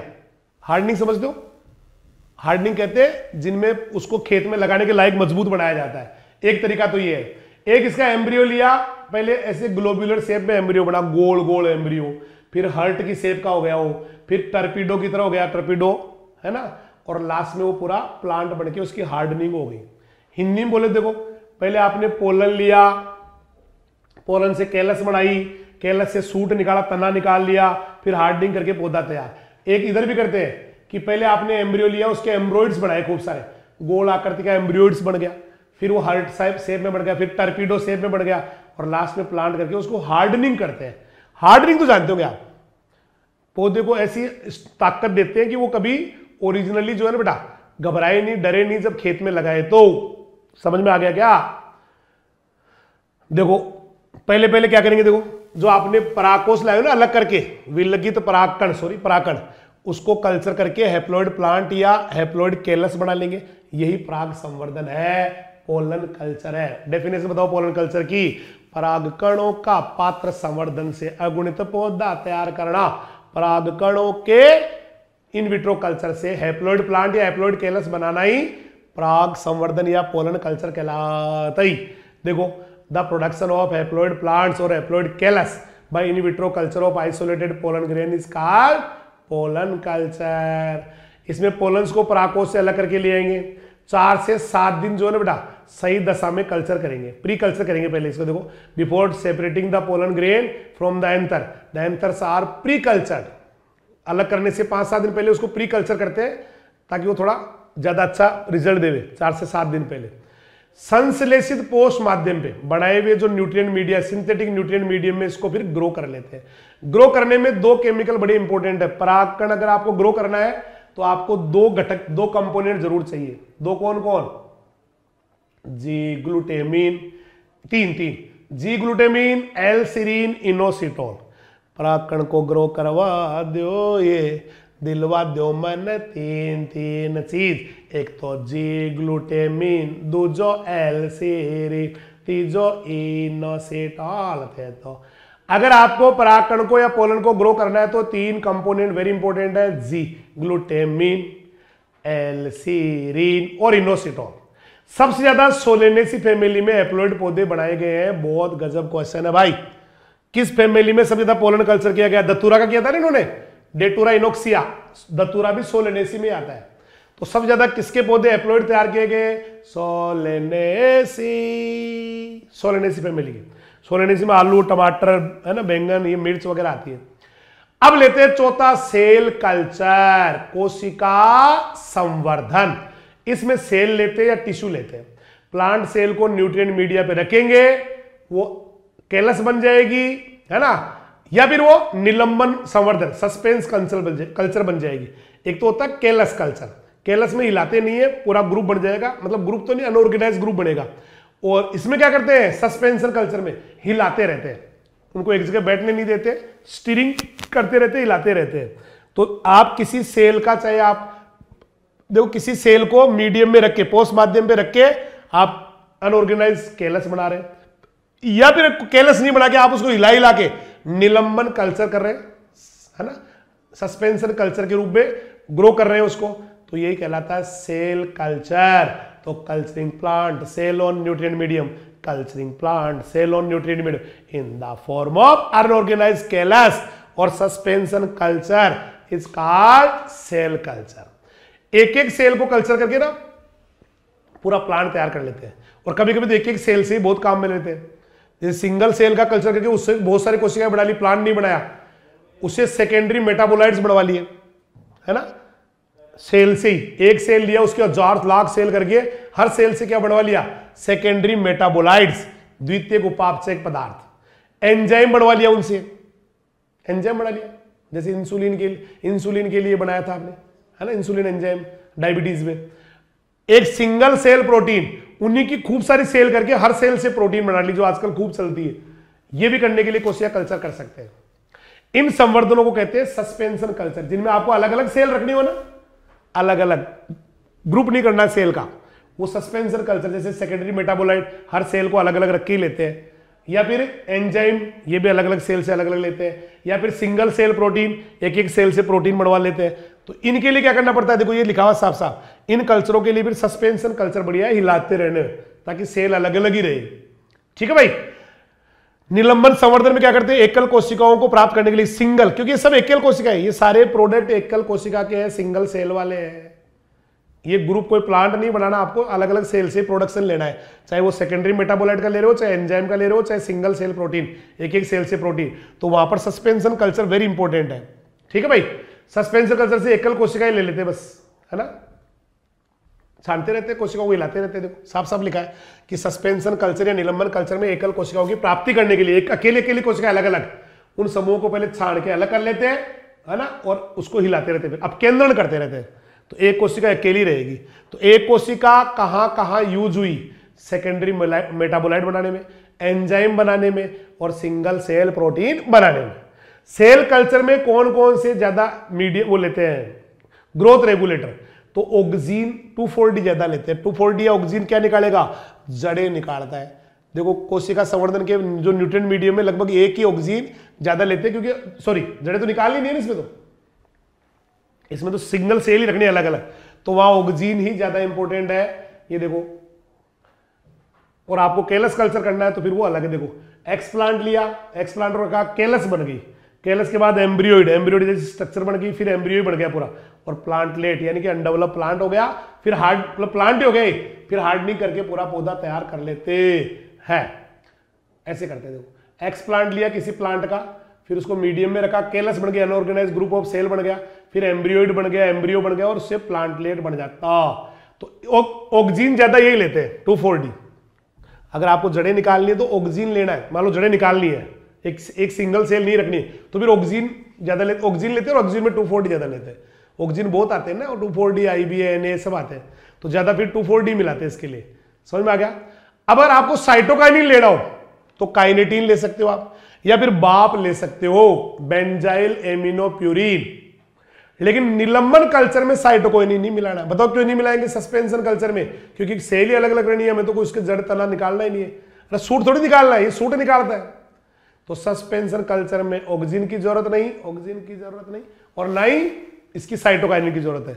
ठीक है, क्योंकि ना सूट निकालना ना रूट निकालना, सस्पेंशन में नहीं करते ऐसा। अधिकतर प्रजातियों कोशिका संवर्धन में पहले रूट निकालते, कभी आपको निकालना पड़े तो ज्यादातर पहले रूट निकालते। एक क्वेश्चन आया हुआ एक बार, लेकिन कुछ पौधों में पहले सूट निकालते, लेकिन मोस्ट ऑफ द प्लांट में पहले रूट निकालते हैं। और रूट कौन निकालेगा, सर ऑक्सीन 2,4-D। सूट कौन निकालेगा, सर साइटोकाइनिन, चाहे वो काइनेटीन हो चाहे बाप हो, बेंजाइल एमिनोप्यूरिन हो। ठीक है भाई। लेकिन कुछ में जड़ें पहले निकालते, जैसे कॉफी में, तंबाकू में, दान में जड़ें पहले निकालते। अब लेते इस टिश्यू कल्चर का महत्व क्या है, क्या इंपॉर्टेंस है टिश्यू कल्चर का, थोड़ा सा छोटा सा रह गया। तो टिश्यू कल्चर का बहुत इंपॉर्टेंट है। देखो टिश्यू कल्चर में क्या करते हैं, सेल या टिश्यू को एसेप्टिक कंडीशन में ग्रो करते हैं। सबसे पहला इंपॉर्टेंस है वेजिटेटिव प्रोपोगेशन, वानस्पतिक प्रवर्धन या कायिक प्रवर्धन। ये देखो इस विधि में क्या करते हैं, बिना बीज के बाकी प्लांट पार्ट से ही नए पौधे तैयार कर लेते हैं। नहीं करते, जैसे कलम से कर रहे हैं, तो कलम को हम क्या करते हैं, डुबो के ले आते हैं, है ना। किसमें डुबो के ले आते हैं, बोलो भाई IBA जड़े निकालता है, नहीं करते क्या बड़े। तो इस विधि में क्या करते हैं, कायिक प्रवर्धन में कम समय में ही बहुत अच्छे क्वालिटी वाले पौधे तैयार कर लेते हैं। सूट टिप कल्चर कर लेते हैं, एक्सिलरी ब्रांच ले लेते हैं, है ना, और कई सारे पौधे तैयार कर लेते हैं, जैसे अदरक, हल्दी वगैरह ये कर लेते हैं। तो पहला क्या हो गया, ये टिश्यू कल्चर किसमें काम आया, कि सर वेजिटेटिव प्रोपोगेशन में। कैसे, कि हमने किसी का भी प्लांट पार्ट लिया, है ना, एसेक्सुअल रिप्रोडक्शन कराया, एसेक्सुअल ही है टिश्यू कल्चर, एसेक्सुअल है। बिना बीज के आप कोई प्लांट पार्ट लेते, सूट टिप या एक्सिलरी ब्रांच लेते और उससे नया पौधा तैयार कर लेते, जैसे अदरक और हल्दी में किया गया है। तो with this method plant of similar quality can be obtained in less time. Shoot tip और axillary branch is used for vegetative propagation. Vegetative propagation has been used in many crops like ginger, turmeric. अगला है virus free plant तैयार करना। अगर आपने shoot tip meristem लिया, ये वाला पार्ट यहां वाला, और उसकी कल्चर की है, तो वायरस फ्री प्लांट तैयार हो जाते हैं। ठीक है भाई। तो पर्रोहाग्रम मेरिस्टेम वायरस फ्री प्लांट तैयार करता है। पर्रोहाग्रम मेरिस्टेम कल्चर में क्लोन या बाकी कई सारे पौधों के वायरस फ्री प्लांट, मतलब क्लोन बना सकते हैं या वायरस फ्री प्लांट बना सकते हैं। तो शूट टिप कल्चर देखो कहां रह गया भाई, ये तो वेजिटेटिव है ना।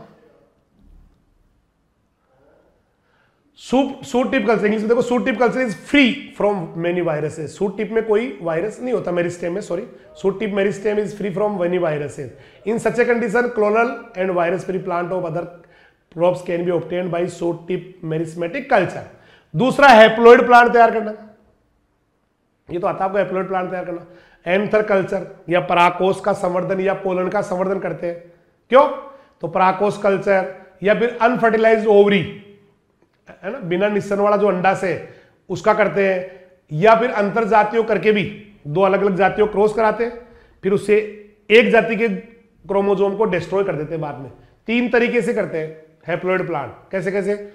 एंथर कल्चर परागकोश का संवर्धन, अनफर्टिलाइज्ड ओवरी कल्चर मतलब अनिश्चित अंडाशय का संवर्धन या कल्चर, और तीसरा अंतर प्रजातीय संकरण, इंटरस्पेसिफिक हाइब्रिडाइजेशन, मतलब दो, जैसे गेहूं को जौ से क्रॉस करा दिया और उसके बाद में जब पौधा बना तो उसमें गेहूं के क्रोमोसोम डिस्ट्रॉय कर दिए, तो केवल जौ के नहीं रह गए बस।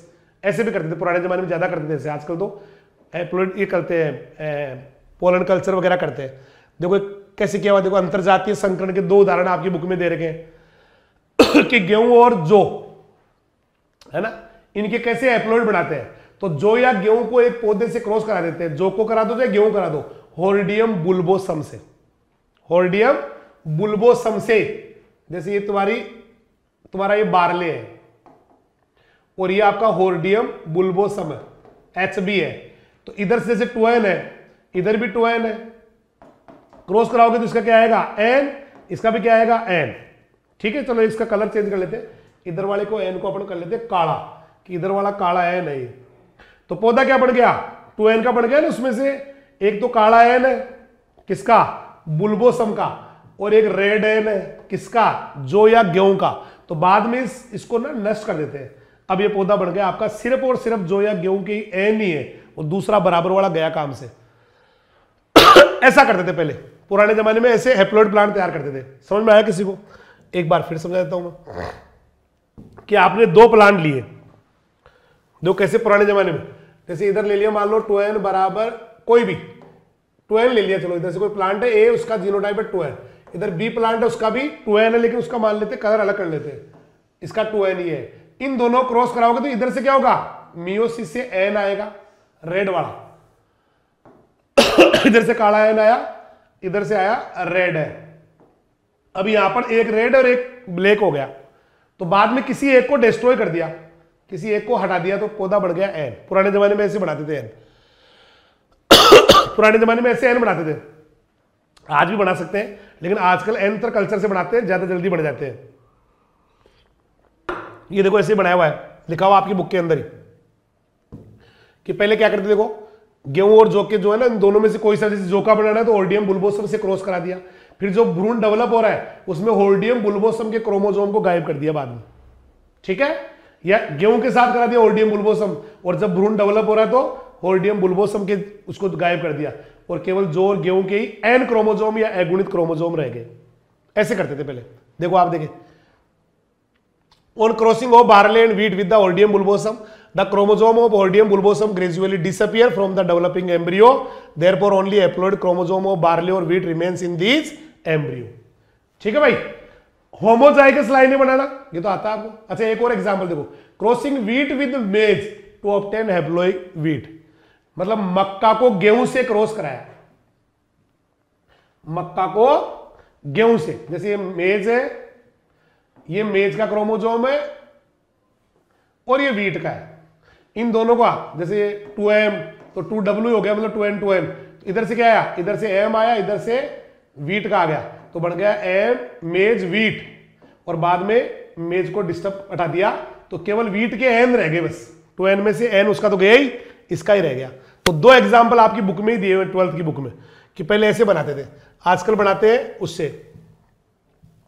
होमोजाइगस लाइंस तैयार करना, ये भी बहुत बड़ा टिश्यू कल्चर का ही रोल है कि होमोजाइगस लाइन प्राप्त करने के लिए पहले क्या करेंगे, पुराने जमाने में क्या करते लोग, सेल्फिंग कराते थे, सेल्फिंग सेल्फिंग पे सेल्फिंग, सेल्फिंग के सेल्फिंग, 6 साल तक सेल्फिंग कराते थे, तब जाके कोई होमोजाइगस बनता था। आजकल तो भाई साहब मिनट ही लगती है, मतलब मिनट का मतलब 1-2 साल में, 2-3 साल में तैयार हो जाते हैं। कि पहले आपने जो है ना हैप्लॉइड प्लांट तैयार किया, किससे बोला, पोलन कल्चर या एंथर कल्चर से, परागकोश संवर्धन या पराग संवर्धन से, फिर कोल्चिसिन डाल के उसको 2 साल में डबलिंग कर दी उसकी, और बन गया डबल हैप्लॉइड यानी डब्लोइड। और वो दोनों सेम एक एन हैप्लॉइड से एन प्लांट पे कोल्चिसिन डाल के 2n कर दिया उसको, तो दोनों एन सेम हो गया ना, कई दिनों समझा रहा हूं मैं।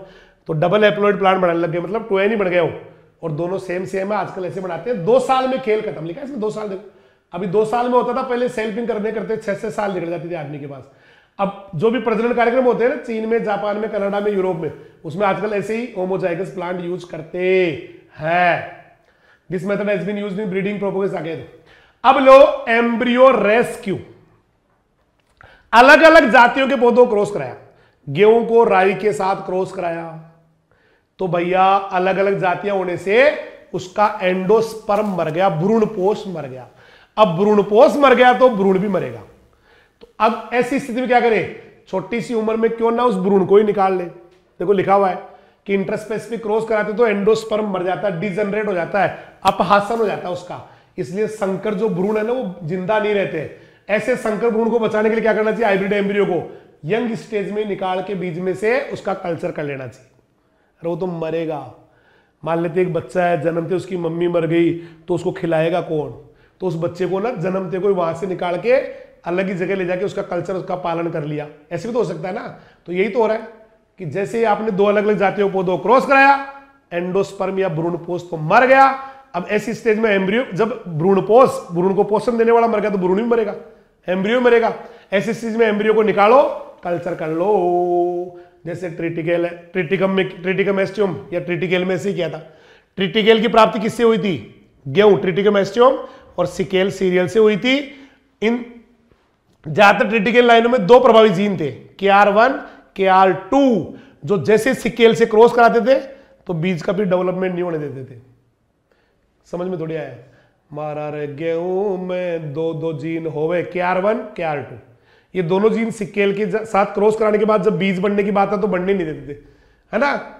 यही था, इंग्लिश में पढ़ा देखो। For example, triticale is obtained from the hybridisation of wheat या Triticum aestivum cross rye, but most triticum oestium lines have 2 dominant gene, KR1 KR2, which interfere, जो डिस्टर्ब कर रहे थे the seed development when crossed with राई।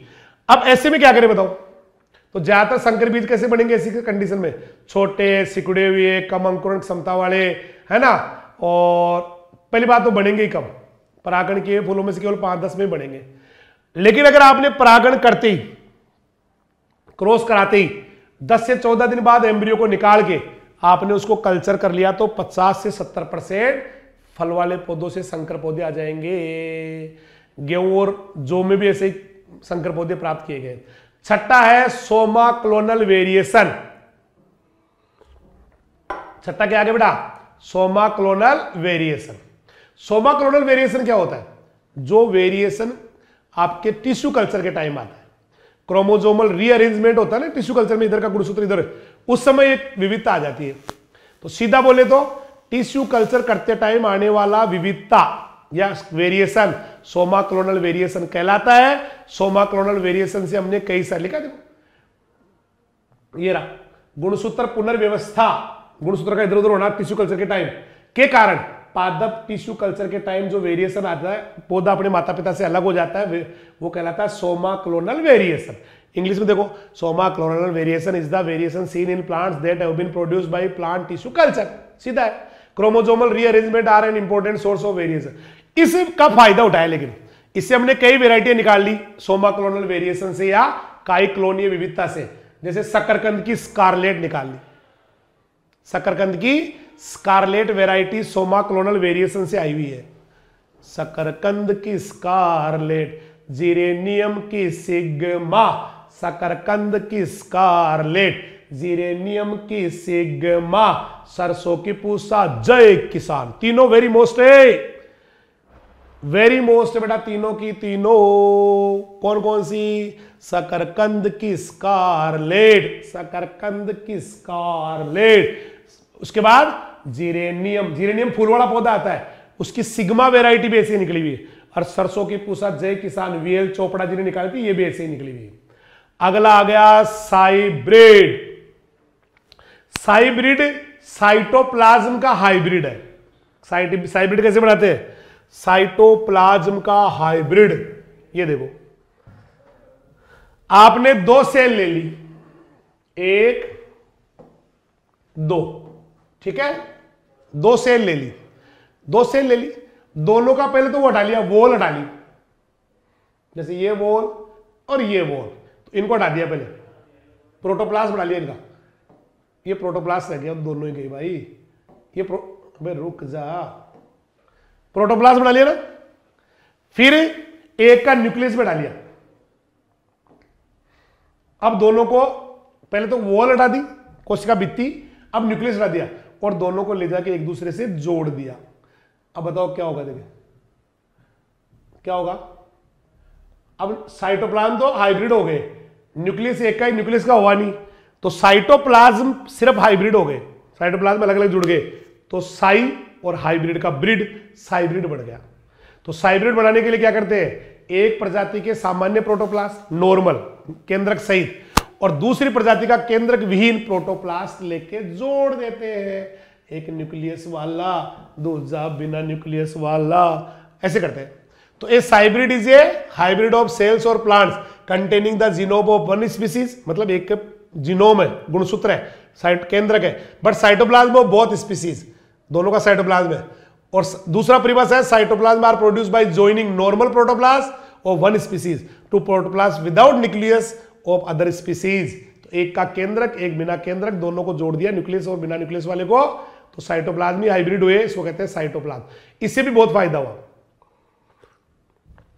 इससे तंबाकू में, पत्ता गोभी में, धान में, आलू में, पिटोनिया में साइटोप्लाज्मिक मेल स्टेरिलिटी डेवलप कर दी गई।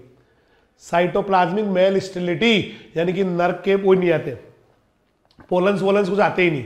ऐसे ट्राइजीन जो अभी आया था ना herbicide, cytoplasmic inheritance male sterility, sorry cytoplasmic male sterility आ गई, मतलब साइटोप्लाज्म की वजह से उसके पोलन्स ही नहीं आ रहे। और दूसरा ट्राइजीन रेजिस्टेंस आ गया। What is triazine resistance? Triazine herbicide से रेजिस्टेंस, मतलब ट्राइजीन का अब उसके ऊपर कोई असर है नहीं हो रहा। और लास्ट इसका 8वां फायदा, 8वां लास्ट आ गया ना, ये अभी और है, 8वां आ गया लास्ट। 8 में क्या गया? जर्म प्लाज्म कंजर्वेशन भी करते हैं, किससे? टिश्यू कल्चर से। पारंपरिक जो जन्म द्रव्य है वो बीजों के रूप में रखते हैं, हमारे पास किसी पौधे को बचाना तो उसके बीज रखते हैं। एसेक्सुअल रिप्रोडक्शन जिनमें बीज कम उम्र के होते हैं या उगते ही नहीं है, वहां पर ये काम आता है। देखो साफ साफ लिखा हुआ है कि पारंपरिक जो हम ट्रेडिशनली हम जो करते आ रहे हैं आज तक, वो जर्म प्लाज्म को कैसे कंजर्व करते हैं? बीजों के रूप में करते हैं। और कई प्रजातियों में जो एसेक्सुअल रिप्रोडक्शन होता है उसमें बीज कम उम्र के होते हैं या कम क्षमता वाले होते हैं, उनमें जनन द्रव्यों का भंडारण किसमें करते हैं? हिमीकृत संरक्षण करते हैं, फिर उनका बर्फ में करते हैं, या आपकी जो आती है ना सॉलिड CO2, ठोस CO2, उसके रूप में करते हैं, है ना, CO2 को जमा लेते हैं बर्फ की तरह, इसको क्रायो प्रिजर्वेशन कहते हैं। तो किसी पौधे को जनन द्रव्य को बचाने के लिए भी इंपॉर्टेंट है तेरा ये टिश्यू कल्चर। जैसे क्रायो प्रिजर्वेशन कर दिया आपने, बहुत -196 में रख देते हैं जर्म प्लाज्म को, है ना, फ्रीज प्रिजर्वेशन कहते हैं इसको। या फिर स्लो कल्चर मीडियम कर दिया, किसी मीडियम में रखा, वो धीरे धीरे ग्रो कर रही है तो भी कई दिन तक खराब नहीं होता है। या डेसिकेटेड सोमेटिक एम्ब्रियो, सूखा के उसका एम्ब्रियो रख लिया, या आर्टिफिशियल बीज बना के रख लिए उसके, या DNA क्लोन बना लिया। पार्ट तो पूरा और 11 बापो, लाइन टू लाइन कंप्लीट है, वर्ड टू वर्ड कंप्लीट है, एक शब्द भी नहीं छोड़ा है। और सभी को बहुत बहुत बधाइयां। उसके बाद हम मिलेंगे इंसेक्ट्स के साथ, तब तक के लिए सभी को नमस्कार, जय हिंद, जय राजधानी, सत श्री अकाल, सब्बा खेर, वाहे गुरु दी फतेह, खुदा हाफिज, अल्लाह हाफिज, राम राम।